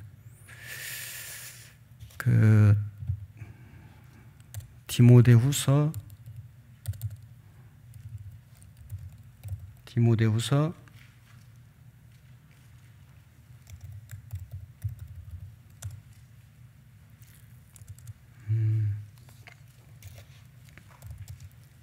3장 5절 6절 여기 보시면은 또한 모세는 장래의 말할 것을 증거하기 위하여 하나님 온 집에서 사환으로 충성하였고 그리스도는 그의 집 맡은 아들로 충성하였으니 우리가 소망의 담대함과 자랑을 끝까지 견고히 잡으면 그의 집이라. 끝까지 견고히 잡으면, 끝까지가 중요하죠. 3장 14절에 우리가 시작할 때 확실한 것을 끝까지 견고히 잡으면 그리스도와 함께 참여한 자가 되리라. 끝까지가 중요하죠. 히브리서 6장 11절 우리가 간절히 원하는 것은 너희 각 사람이 동일한 부지런을 나타내어 끝까지 소망의 풍성함에 이르러 게으르지 아니하고 믿음과 오래 참음으로 말미암아 약속들을 기업으로 받는 자들을 본받는 자 되게 하려는 것이니라. 여기에 끝까지 소망의 풍성함에 이르러, 그러기 위해서 우리는 동일한 부지런, 정말 게으르지 말고 열심을 품고 주를 섬기는 그런 삶을 우리가 지금까지 잘했다면은 조금 더 주님 오시는 날까지 끝까지 우리가 최선을 다해야 된다. 여기 제가 예화 하나 읽어보겠습니다. 어느 부잣집 주인이 모든 하인들을 내일 해방시켜 주겠다고 공포했습니다. 하인들은 너무 좋아했습니다. 주인은 마지막으로 한 가지 일을 시키겠는데 새끼줄을 가늘게 꼬라는 것이었습니다. 하인들은 마지막까지 일을 시킨다고 불평하면서 대충대충 굵게 새끼줄을 꼬아놨습니다. 그러나 한 사람만은 아주 정성스럽게 그리고 가늘게 새끼줄을 꼬았습니다. 다음날 아침 주인은 하인들에게 광문을 열어주면서 말하기를 어젯밤에 꼰 새끼줄에 이 엽전들을 할 수 있는 만큼 깨워서 떠나도록 하라고 명령했습니다. 게으름으로 굵게 새끼를 꼰 대충대충 새끼를 꼰 하인들은 몇 개 안 되는 엽전만을 끝에 매달아 갖고 성실하게 가는 새끼를 길게 꼰 하인은 많은 엽전을 둘러매고 갈 수 있었습니다. 우리는 하나님께 해방을 받은 백성들입니다. 마지막까지 하나님 말씀에 성실하게 보답해야 할 것입니다. 끝까지 하나님 말씀에 순종해서 최선을 다해야 됩니다. 계시록 2장 26절 이기는 자와 끝까지 내 일을 지키는 그에게 만국을 다스리는 권세를 주리니. 이기는 자는 구원받은 그리스도인이죠. 그리스도인만이 이길 수 있습니다. 끝까지 내 일을 지키는, 끝까지 마지막 순간까지 우리는 정말 최선을 다해야 됩니다. 예수님은 사람들을 사랑하실 때 예수님께서 끝까지 사랑하셨습니다. 요한복음 13장 1절에 유월절 전에 예수께서 자기가 세상을 떠나 아버지께로 돌아가실 때가 이른 줄 아시고 세상에 있는 자기 사람들을 사랑하시되 끝까지 사랑하시니라. 그래서 그 사도들이 다 자기를 버리고 떠났지 않습니까? 유다는 은삼십에 자기를 팔고 떠났는데 예수님은 끝까지 사랑하셨다. 사도들은 돌이켰죠. 베드로는 예수님을 부인하고 저주했지만 돌이켰죠. 그래서 위대한 사도가 됐는데 유다는 돌이키지 않았죠. 회개하지 않았습니다. 그래서 비참하게 됐습니다. 지옥까지 갔죠. 자, 끝까지 사랑하셨다. 끝까지라는 의미는 처음부터 사랑하셨다. 처음부터 끝까지 그 말이죠. 변함없이 사랑하셨다는 의미입니다. 그리고 영원히 사랑하시겠다는 의미예요. 예수님은 죄인들을 사랑하셨습니다. 세리와 창기와 죄인들의 친구가 되셨고 세리장 삭개오도 사랑하셔서 삭개오야 내려오라. 오늘 네 집에 머물러야 하겠노라. 베드로도 끝까지 사랑하셔서 그 베드로를 찾아가셔서 네가 이 모든 사람들 가운데 나를 더 사랑하느냐? 사랑하는 줄 알기 때문에 물어보신 거예요. 그래서 베드로를 위대한 사도로 만들어 주셨습니다. 그 끝까지 사랑하신 예수님이셨기 때문에 나도 구원을 받은 거죠. 내가 어떻게 구원을 받겠어요? 그 끝까지 사랑하신.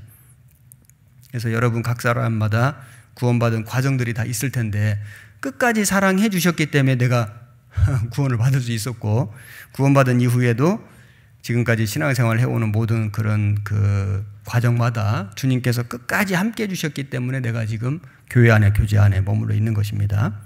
자, 우리는 끝까지 나를 사랑해 주신, 우리를 사랑해 주신 그 예수님을 어떻게 섬기고 있는가? 나도 주님을 끝까지 사랑하는가? 처음부터 변함없이 마지막 순간까지 영원히 우리는 사랑해야 됩니다. 그리고 형제 자매들을 내가 어떻게 사랑하는가? 역시 끝까지 변함없이 우리는 용서하고 사랑할 수 있어야 합니다. 교회 안에 거하라는 말씀을 끝까지 지켜야 합니다. 서로 사랑하라는 말씀을 끝까지 지켜야 합니다. 만민에게 복음을 전하라는 말씀을 끝까지 지켜야 합니다. 주님이 맡기신 일에 충성하라, 그 말씀을 끝까지 우리는 순종하고 지켜야 합니다. 지금까지 우리 교회가 너무 잘해왔잖아요. 정말 하나님 말씀 중심으로, 전도 중심으로 정말 누가 봐도 하나님의 역사, 구원의 역사, 그 부흥이 일어난 교회가 너무나 틀림없습니다. 우리 교회도 주님 오시는 그 순간까지 끝까지 이 복음 중심으로, 전도 중심으로 영혼을 건지는 그 일에 우리가 전념하면서 우리는 살다가 주님을 만나야 합니다. 그리고 이제 알파 오메가 되신 하나님을 섬기는 성도의 자세 네 번째, 주님의 재림을 사모하고 기다려야 합니다. 여기 누가복음 12장 35절 제가 읽겠습니다. 허리에 띠를 띠고 등불을 켜고 서 있으라. 너희는 마치 그 주인이 혼인 집에서 돌아와 문을 두드리면 곧 열어주려고 기다리는 사람과 같이 되라. 주인이 와서 깨어있는 것을 보면 그 종들은 복이 있으리로다. 내가 진실로 너에게 이르노니 주인이 띠를 띠고 그 종들을 자리에 앉히고 나와 수종하리라. 주인이 혹 2경에나 혹 3경에 이르러서도 종들의 이같이 하는 것을 보면 그 종들은 복이 있으리로다. 너희도 아는 바니 집주인이 만일 도적이 어느 때에 이럴 줄 알았다면 그 집을 뚫지 못하게 하였으리라. 이러므로 너희도 예비하고 있으라. 생각지 않은 때 인자가 오리라 하시니라. 자, 이 말씀에 보면은 이제 주님이 언제 오시는가? 주님은 혹 2경에나 혹 3경에, 2경, 3경이 로마식 시간법으로 하면은 밤 9시부터 새벽 3시까지 한밤중이죠. 혹 2경에나 3경에 한밤중에.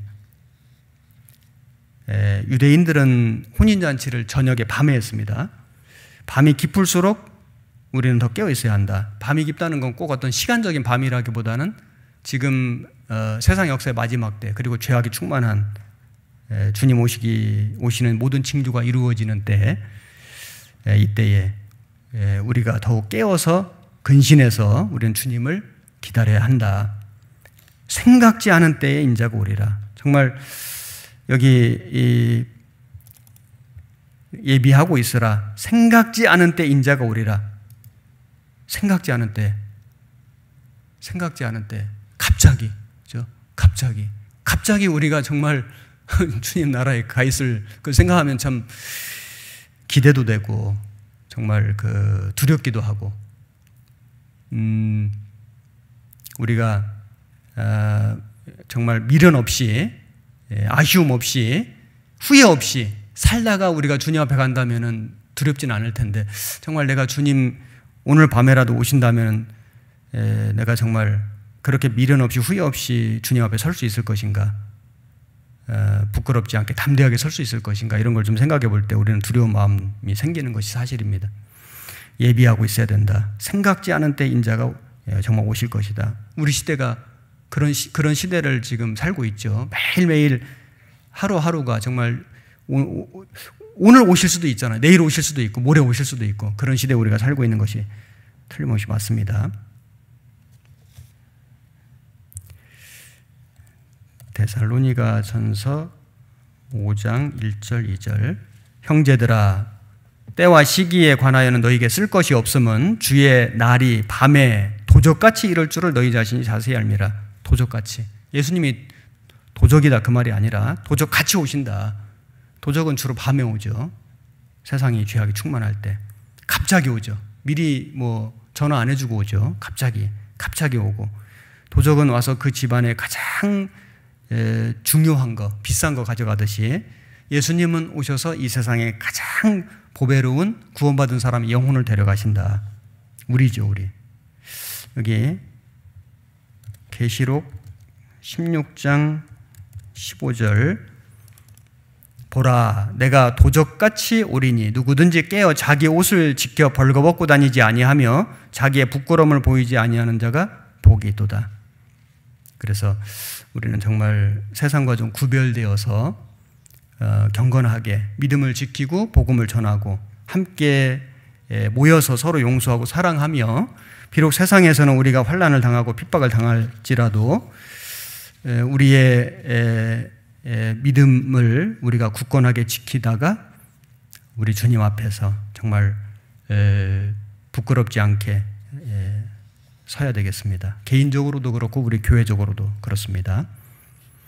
우리가 이 주님의 재림을 기다리는 자세가 누가복음 12장 35절 찾았던 본문인데 허리에 띠를 띠고 등불을 켜고 서 있으라. 자, 허리에 띠를 띈다는 것은 일하는 자세, 일하다가 주님을 만나야 되겠다. 편히 쉬다가 안식을 누리다가 우리가 주님을 만나는 게 아니고 우리는 열심히 주님의 일을 하다가 띠를 띠다가 그리고 띠를 띈다는 건 순례자, 여행자거든요. 그래서 우리가 이 순례의 길을 믿음의 길을 우리가 열심히 달려가다가 우리 주님을 만나야 되고 그리고 등불을 켜고 깨어있는 모습이죠. 10처녀가 다 졸며 잤습니다. 그중 5처녀는 기름이 있었는데도 다 졸며 잤잖아요. 우리는 성령을 받은 사람으로서 깨어 있어서 부끄럽지 않게 주님을 만나야 되겠고 그리고 서 있으라. 위치를 지키면서 그래서 육신의 위치도 잘 지키고 육신의 위치라는 것은 청년들은 청년의 모습으로 자녀들은 정말 그 올바른 자녀의 모습으로 또 학생들은 이 시대에 깨어있는 대학생의 모습으로 직장인은 직장인의 모습으로 뭐 부모는 부모의 그런 올바른 어떤 그런 모습으로 우리가 각자의 육신적인 그 위치를 잘 지키고 서 있는 것은 쉬운 일이 아니죠. 우리가 그 위치를 잘 지키고 그 다음에 신앙의 위치를 잘 지키고 그래서 교회 안에서 교제 안에서 말씀 안에서 믿음 안에서 살다가 우리는 주님을 만나야 한다. 자기 위치를 벗어나면 안 되죠. 각 사람에게 나눠주신 대로 하나님이 각 사람을 부르신 그대로 행하라. 그 부르심 그대로 지내라. 그래서 각각 부르심을 받은 그대로 하나님과 함께 거하라. 구원받을 때 어떤 여러 가지 어려운 상황들이 있습니다. 개인적으로도 있고 집안으로도 있고 뭐 학교 안에 뭐 직장 다니는 사람 직장 안에 여러 가지 어려운 상황 속에서 우리가 구원을 받았을지라도 그 상황도 하나님이 허락하신 거기 때문에 그 위치 안에서 우리가 참고 견디고 기도하다 보면 주님이 그 가운데 어떤 역사를 일으켜 주실 것이다. 그리고 그것이 감당치 어렵다면은 또 어떤 하나님의 다른 뜻이 있다면은 하나님이 바꿔주시겠죠. 그죠? 이동해 주실 것이고 그래서 우리는 부르심 받은 그대로 지내라. 그 가운데서 주님이 어떤 뜻이 있고 목적이 있기 때문에 우리를 거기서 불러주신 거기 때문에 순종하고 인내하면서 기도하는 것이 필요할 것입니다. 위치를 잘 지키는 것이 중요하죠. 그리고 이제 자녀가 자녀의 도리를 못했다면은 이제는 구원받고 신앙생활 하면서는 정말 그 자녀다운 모습으로 돌아가야 되고 부모는 부모다운 모습으로 돌아가야 되고 학생은 학생다운 모습으로 본래 자기의 그 있어야 될 위치로 다 돌아가는 게 정상인 거예요. 그죠? 신앙생활 잘한다는 건 교회에 와서만 생활을 잘한다는 게 아니고 그런 어떤 세상에서의 위치를 올바로 찾아서 거기서 본이 되는, 덕을 끼치는, 빛이 되는 그런 삶을 살아가는 것, 이것이 이제 위치를 지키는 것입니다. 그래야만 그 사람을 통해서 또 복음이 전해질 것입니다. 그리고 우리 시대는 정말 때가 가까운 시대인데 계시록 22장 10절에서 12절에 또 내게 말하되 이 책의 예언의 말씀을 인봉하지 말라. 때가 가까우니라. 불의를 하는 자는 그대로 불의를 하고 더러운 자는 그대로 더럽고 의로운 자는 그대로 의를 행하고 거룩한 자는 그대로 거룩되게 하라. 자, 여기 때가 가까우니라, 인봉하지 말라. 그 다니엘서에 보면은, 다니엘서에는 이렇게 말씀하셨죠. 다니엘서 12장 4절에 다니엘아, 마지막 때까지 이 말을 간수하고 이거를 봉함하라. 많은 사람이 빨리 왕래하면 지식이 더하리라. 이거를 봉함하라. 왜냐하면 그 당시에는 이 말씀들이 다 성취될 수 없는 시대예요. 그래서 그 당시에는 이 비밀이 오픈이 안 돼 있는 거예요. 그러나 때가 되면 하나님이 이제 이 말씀을 다 성취시켜 주시는 겁니다. 다니엘서 12장 8절 9절에 내가 듣고도 깨닫지 못한지라 내가 가로되 내 주여 이 모든 일의 결국이 어떠하게 쌈나이까. 그가 가로되 다니엘아 갈지어다 대저 이 말은 마지막 때까지 간수하고 봉함할 것입니다. 마지막 때까지 봉함하는데 마지막 때가 되면은 이 봉함된 말씀들이 다 이렇게 열리죠. 오픈이 되고 성취가 되는 겁니다. 우리 시대가 바로 그런 시대가 틀림없습니다. 그래서 인봉하지 말라. 때가 가까우니라. 지금 이스라엘 나라가 우리 시대에 벌써 한 70년도 더 전에 독립을 했고 완전히 회복이 됐고 무화과 나무의 비유를 배우라 다 성취가 되고 마지막 시대에 일어날 모든 징조들이 지금 우리 눈앞에 그대로 다 펼쳐졌고 특히 코로나19로 말미암아서 더욱더 아주 완연하게 아주 확연하게 마지막 징조들이 아주 눈앞에 성큼 다가왔다는 걸 우리가 느끼고 있습니다. 전도 집회 때 그런 내용들은 많이 공부할 것입니다. 자, 때가 가까우니라. 그러므로 우리는 어떻게 살아야 되냐면은 계시록 22장 아까 읽었던 본문 불의를 하는 자는 그대로 불의를 하고 더러운 자는 그대로 더럽고 의로운 자는 그대로 의를 행하고 거룩한 자는 그대로 거룩되게 하라.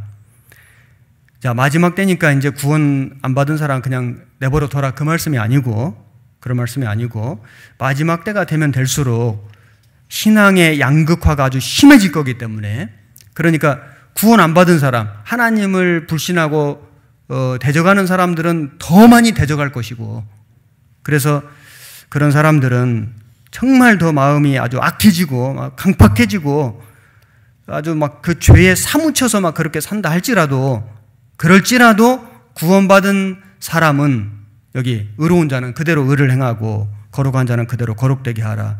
세상은 그렇게 될지라도 지금 되고 있죠. 그렇게 되고 있죠. 지금 얼마나 교회를 아주 막 욕을 하고 아주 막 교회가 정말 아주 무슨 코로나 무슨 감염 온상처럼 막 그렇게 취급을 받고 사람들이 아주 이 하나님을 막 욕하고 이 교회 다니는 사람들을 아주 비방하고 지금 아주 엄청납니다. 그리고 이런 이제 그 마지막 시대의 징조가 다 눈앞에 펼쳐지고 이루어짐에도 불구하고 자기 영혼에 관심이 없잖아요. 자기 영혼에 관심이 없고 더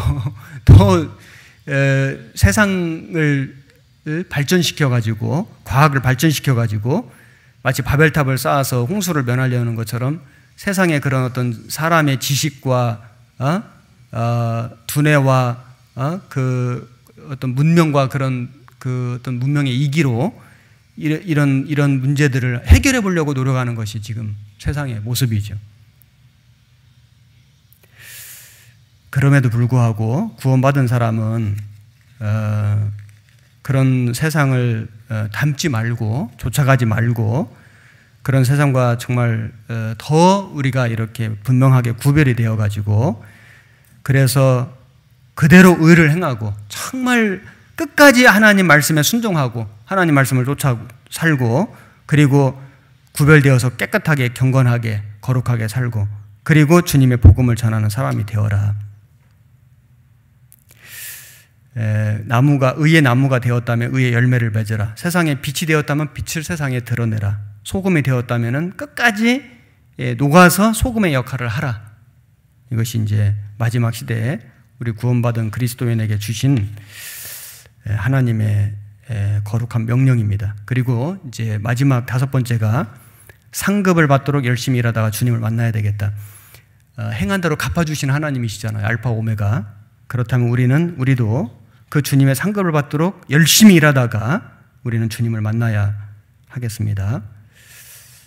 여기 계시록 22장 12절 13절 아까 읽었던 말씀인데, 보라 내가 속히 오리니 내가 줄 상이 내게 있어 각 사람의 그의 일한 대로 갚아주리라. 일한 대로 갚아주리라. 공부를 열심히 하는 학생들은 공부를 해서 시험 성적을 잘 받아서 받는 그 상이 있잖아요. 상을 바라는 사람들이 열심히 하는 거예요. 그리고 시험 날짜가 멀지 않았다, 얼마 남지 않았다, 가까웠다 생각하는 사람들이 열심히 하게 돼 있어요. 그런데 별로 상에 관심 없는 사람들은 공부 열심히 안 합니다. 이거 해서 내가 얼마나 좋아진다고 하면서 이렇게 상에 대해서 관심이 없는 사람들은 공부 열심히 안 하고, 그리고 아직 시험 보려면 시간 많이 남았다 이렇게 생각하는 사람은 열심히 안 하게 돼 있어요. 그런데 얼마 안 남았다, 이제 내일 시험이다 그런 마음에 급박함이 있는 사람은 열심히 공부를 하게 돼 있죠. 우리 구원받은 그리스도인의 신앙생활도 마찬가지입니다. 누가 신앙생활을 열심히 하는가? 주님이 주시는 상급을 바라보는 사람. 정말 주님 나라에 가서 나는 상급받고 싶다, 칭찬받고 싶다, 부끄럽게 되고 싶지 않다는 마음을 가진 사람이 열심히 살게 돼 있고, 주님 오실 날이 너무 가깝다, 내일 오실지도 모른다, 오늘 밤에 오실지도 모른다, 이런 생각을 가진 사람은 열심히 안 살 수가 없죠. 모세가 시내산에 올라갔을 때 백성들이 왜 금송아지 우상 만들어서 섬겼습니까?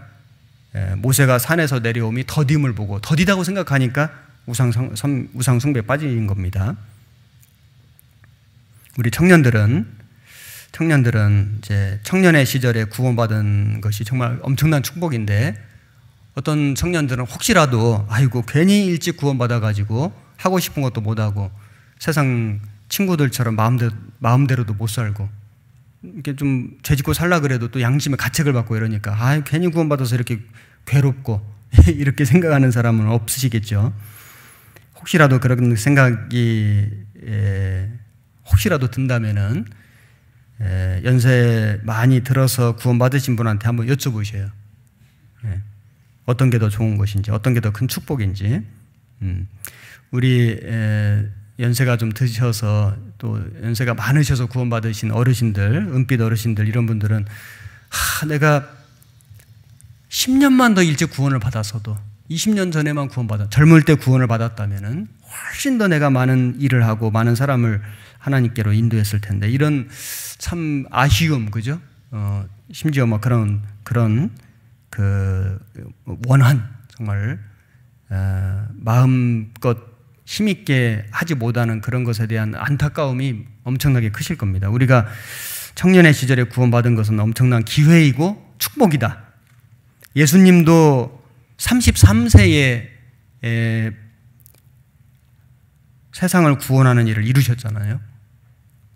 마틴 루터도 33세 종교개혁을 단행했고, 칼뱅은 27세 기독교 강요 책을 완성했고, 요한 웨슬레 35세 감리교를 창설했고, 윌리엄 부드 46세 구세군 창설했고, 조지 휘필드 21세 노방전도 시작했고, 찰스 스펄전 17세 복음전도를 시작했고, D.L. 무디 20세에 YMCA 간사가 됐고, 리빙스턴 23살에 아프리카 선교사 갔고, 이런 걸 생각하면은 대학생들 20살, 22살, 25살, 27살, 20대 초중반인데 못할 게 없습니다. 청년의 때를 주님 주시는 힘으로 자기를 불살라 세상을 비춰야 된다. 우리가 그냥 게으르게 살고 육신에 져서 살고 적당히 죄와 타협해서 살고 세상 친구들하고 비슷하게 살고 이렇게 살아가면은 나를 구원해 주신 주님 앞에 정말 우리는 너무나 부끄러운 삶을 살게 되는 것입니다. 우리의 사명을 잃어버린 것입니다. 우리는 캠퍼스 선교사다. 선교사 꼭 우리 교회에 정식 파송받아서 외국에 나가는 선교사가 아니라도 우리는 캠퍼스의 선교사다. 지금 내가 다니고 있는 학교에 선교사로 나는 파송됐다. 맞는 말 아닙니까? 다 서울대 가고 다 연고대에 가고 다 인서울에 있는 학교를 가면은 지방에 있는 천안에 있는 또 그 2년제 대학 뭐 이런 대학들은 누가 가서 전도할 겁니까? 우리가 어느 학교에 있든지 간에 하나님이 나를 여기에 복음 전하라고 보내셨다. 이런 마음을 가진다면 그건 틀림없는 하나님 주신 마음이고 그런 마음으로 내가 선교사로서 이 학교에서 지금 공부하고 있다. 그러면은 항상 공부를 할 때에도 기도로서 시작을 할 것이고 그리고 내가 열심히 공부하는 이유와 목적이 이 복음을 전하기 위해서 이 복음을 빛내기 위해서 한 영혼이라도 건지기 위해서 그래서 공부를 잘해야지 전도가 되지 않겠어요? 그리고 또 취직을 잘해야지 전도가 되잖아요. 취직해서 다른 사람보다 더 열심히 일도 하고 승진도 하고 그렇게 해야지 전도가 되겠죠. 그런데 그것이 자기의 명예를 위해서 자기의 육신의 안위를 위해서만 한다면은 그거는 올바른 마음이 아닐 겁니다. 그런 마음으로 한다면 하나님의 도우심을 바라기가 어려울 거예요. 그래서 우리 모두는 다 내가 다니고 있는 학교의 캠퍼스 선교사다. 선교사로 우리는 부름을 받았다. 직장 다니는 사람들은 내 직장에 선교사로 나는 부름을 받았다. 또 어머니들은 내 집안의 선교사다. 내가 집안의 선교사다. 어떤 도시에 우리가 살고 있다면은 우리는 여기에 선교사로 부름받았다. 이사를 가더라도 그냥 간 게 아니고 어쩔 수 없이 간 게 아니라 선교사로 내가 부름받았다. 복음의 사명을 짊어지고 내가 여기에 왔다. 우리는 이 나라의 대한민국의 선교사다. 우리가 대한민국 살고 있으니까요. 그런 마음가짐으로 우리는 살아가는 것이 합당할 것입니다. 그리고 실제로 교회의 명을 받아서 외국에 선교사로 가신 분들이 있잖아요. 선교사님들, 선교사 가족들, 그분들을 위해서 우리가 정말 진심으로 기도해 줘야 되고 기도해 줄 뿐만 아니라 그 선교에 참여해 줘야 되고 지금은 뭐 코로나 때문에 오고 갈 수도 없지만은 우리가 관심을 가지고 기도해 주고 물질로 후원해 주고 필요한 것을 공급하고 그리고 따뜻하게 영접하고 그 일에 우리가 관심을 가지고 함께 해야 됩니다. 그것이 마땅한 것입니다. 그리고 그래서 제가 오늘 아침 일찍 무슨 밴드의 글을 보다가 찬송가가 올라와 있는 걸 들었는데 마음이 너무 좋아가지고 한 5번을 들었거든요. 그래서 이 찬송가를 가지고 왔어요. 같이 한번 들어보려고. 선교사의 삶이라는 찬송인데 같이 한번 꼭 우리가 어떤 외국의 선교사로 간 건 아니지만은 말씀드린 대로 우리는 내가 있는 곳의 선교사다. 그리고 우리 청년들은 우리 대학생들은 정말 그 선교의 꿈을 가지고 한번 이런 복음을 위해서 한번 살고자 하는 그런 간절한 마음을 가지고 기도하고 공부하고 하는 것도 저는 참 좋겠다 생각이 들어요. 이 찬송 한번 같이 들어보시겠습니다.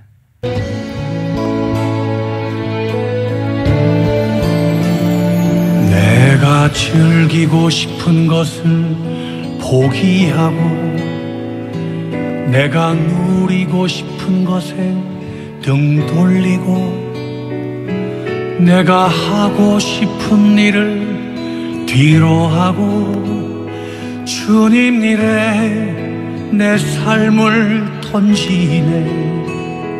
내가 갖고 싶은 것을 포기하고 내가 쉬고 싶은 것에 등 돌리고 내가 가고 싶은 길을 뒤로 하고 주님 일에 내 생명을 걸었네. 주님이 내 안에 주신 기쁨이, 주님이 내 안에 주신 행복이, 주님이 내 안에 주신 평안이 나를 날마다 살려내네. 내가 죄에서 떠났더니, 내가 욕심을 버렸더니, 내가 즐기는 것 포기했더니 선교사의 삶을 살게 하시네.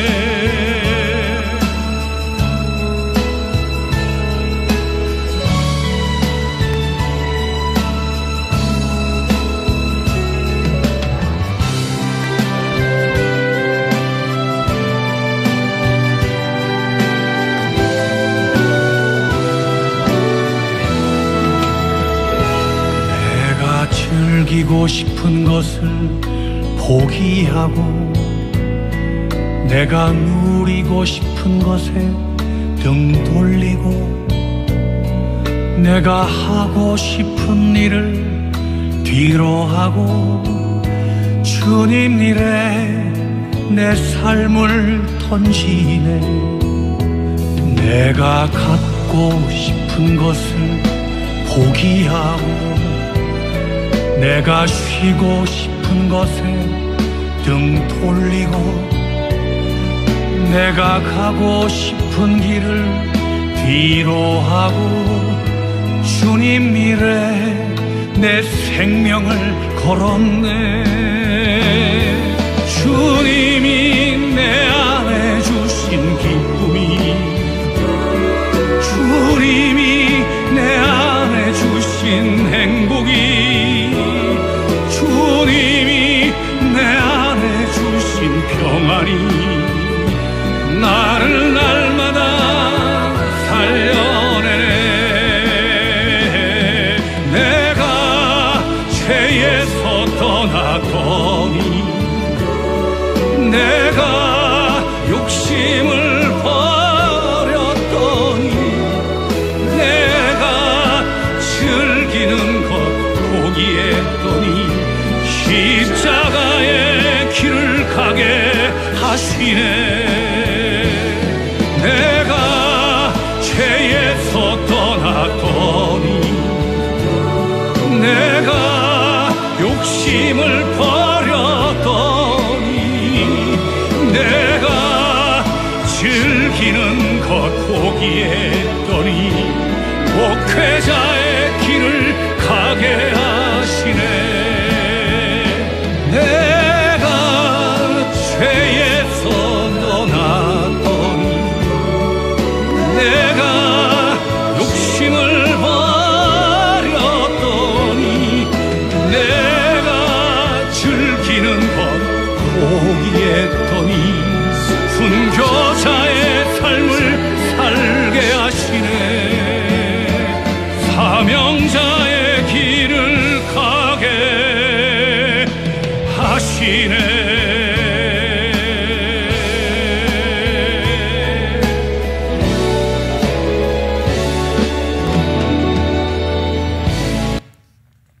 우리 교회 안에 구원받은 많은 형제 자매님들이 죄에서 구별된 삶을 살고, 자기 가고 싶은 길을 뒤로 하고, 그리고 즐기고 싶은 걸 포기하고, 누리고 싶은 거 등 돌리고, 하고 싶은 일을 뒤로 하고,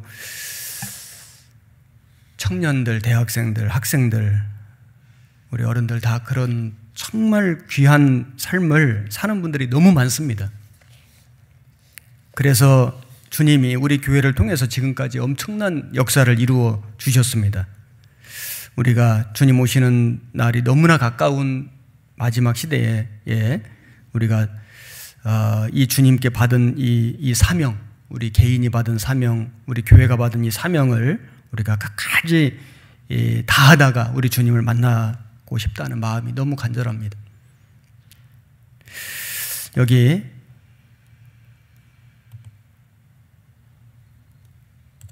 말씀 9절 베드로후서 3장 8절에서 13절 말씀 제가 읽겠습니다. 사랑하는 자들아, 주께는 하루가 1000년 같고 천년의 하루 같은 이 한 가지를 잊지 말라. 주의 약속은 어떤 이에 더디다고 생각하는 것 같이 더딘 것이 아니라 오직 너희를 대하여 오래 참으사 아무도 멸망치 않고 다 회개하기에 이르기를 원하시느니라. 그러나 주의 날이 도적같이 오리니 그 날에는 하늘이 큰 소리로 떠나가고 체질이 뜨거운 불에 풀어지고 땅과 그 중에 있는 모든 일이 드러나리로다. 이 모든 것이 이렇게 풀어지리니 너희가 어떠한 사람이 되어야 마땅하뇨? 거룩한 행실과 경건함으로 하나님의 날이 임하기를 바라보고 간절히 사모하라. 간절히 사모하라.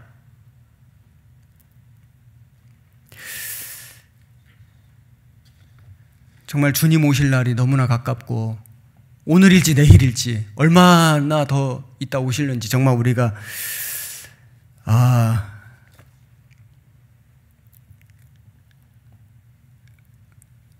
마음이 참 여기 하나님의 날이 임하기를 바라보고 간절히 사모하라. 간절히 사모하라. 정말 이런 마음이 얼마나 중요한가. 우리가 이 간절한 기도, 그죠? 간절한 기도, 간절한 봉사, 간절한 섬김, 간절한 전도. 진짜 간절하면 이루어지거든요. 사람이 어떤 소원이, 소망이 너무너무 간절해요. 사람에게 예언해도 사람도 그 소원을, 소망을 이루어 줄진데 하나님 앞에 정말 우리가 마음이 간절하다면은 하나님은 우리의 그 기도를 이루어 주실 것이다. 우리의 섬김을 통해서, 우리의 봉사를 통해서, 우리의 전도를 통해서 하나님의 역사를 이루어 주실 것이다. 그 간절함이 너무나 부족한 시대가 우리 시대에 열정이 없는, 열의가 없는, 열심히 좀 식어지는 미지근한 시대, 그런 시대에 우리가 살고 있지만은 우리 교회만큼은, 우리 구원받은 성도들만큼은, 우리 청년들만큼은, 우리 대학생들만큼은 우리가 정말 거룩한 행실과 경건함으로 하나님의 날이 임하기를 바라보고 간절히 사모하라. 그의 약속대로 의에 거하는 바 새 하늘과 새 땅을 바라보도다. 이런 마음을 가지고 우리가 살아야 되겠습니다. 다니엘서 12장 3절에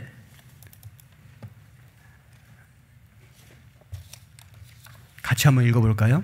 지혜 있는 자는 궁창의 빛과 같이 빛날 것이요 많은 사람을 옳은 대로 돌아오게 한 자는 별과 같이 영원토록 비추리라. 여기 지혜 있는 자가 누굴까? 지혜 있는 자는 많은 사람을 옳은 대로 돌아오게 한 자, 많은 사람을 구원시키는 자가 정말 지혜 있는 사람입니다. 한 사람이라도 건지려고, 한 영혼이라도 구원시키려고 기도하고 애를 쓰고 찾아가고 입을 열고 그리고 친절하게 하고 정말 그 간절하게 하면은 하나님이 역사하실 것입니다. 한 사람이라도 몇 사람이라도 많은 사람을 옳은 대로 돌아오게 한 그 사람은, 그런 삶을 산 사람은 진짜 지혜로운 사람이다.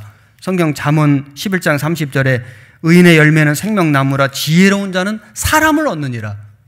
이 세상에 집을 넓히고 막 좋은 자동차를 사고 사업을 크게 하고, 물론 그게 꼭 나쁜 건 아니에요. 필요하면 해야 되죠. 그것도 복음을 위해서 할 수 있다면 당연히 해야 되는데 그것이 우리의 마음에 간절한 소원이 돼서는 안 되잖아요. 그것이 우리의 마음에 진정한 행복이 돼서는 안 되잖아요. 그걸 위해서 우리가 인생의 목표를 세우고 그걸 추구하고 살아간다면 그거는 잘못된 거잖아요. 우리는 정말 한 영혼이라도 정말 전도해서 그 사람이 구원받기를 간절히 소망하고 간절히 기도하고 정말 간절하게 하면은 어떤 아버지가, 어떤 어머니가, 어떤 자녀가, 어떤 사람이 정말 그렇게 간절하게 하면 그 마음을 안 돌이키실까요? 간절하게 하면 하나님도 그 간절한 그 기도를 들어주시고 강팍한 사람 마음도 열어주실 것입니다. 너희로 사람을 낚는 어부가 되게 하리라.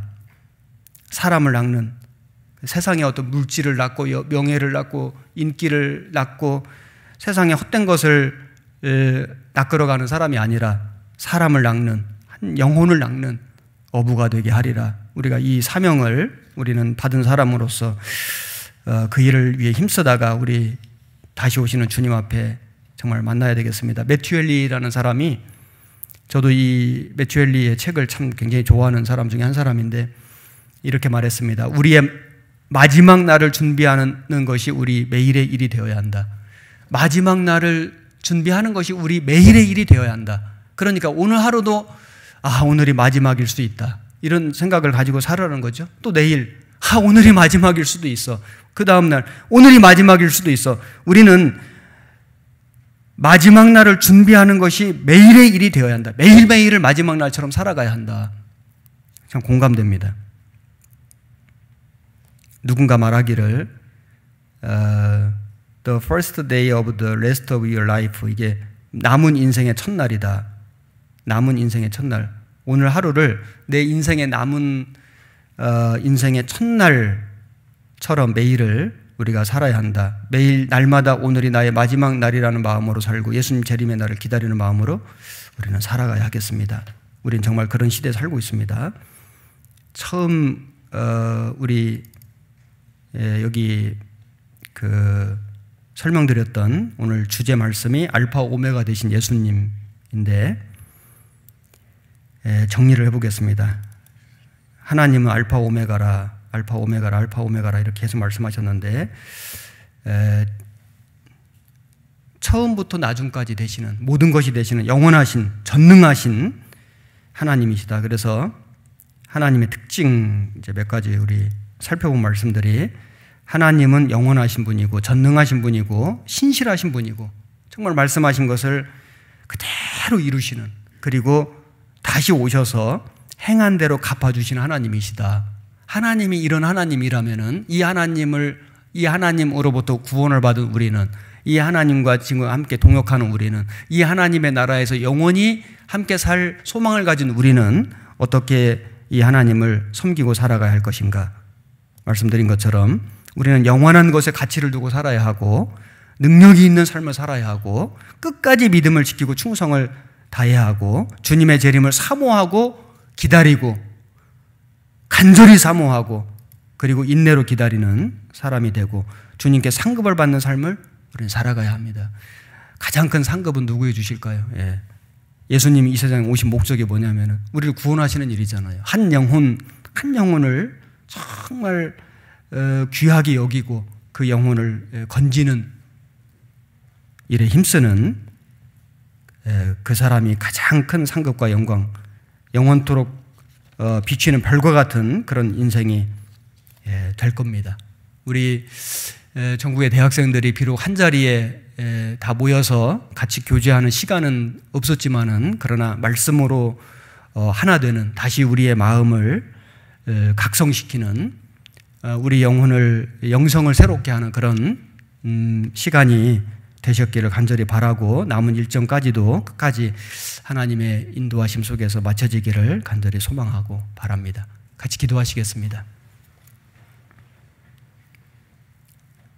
살아계신 하나님, 마지막 시대에 우리를 불러주시고 또 주님의 몸된 교회 안에 거하게 해주신 것 감사드립니다.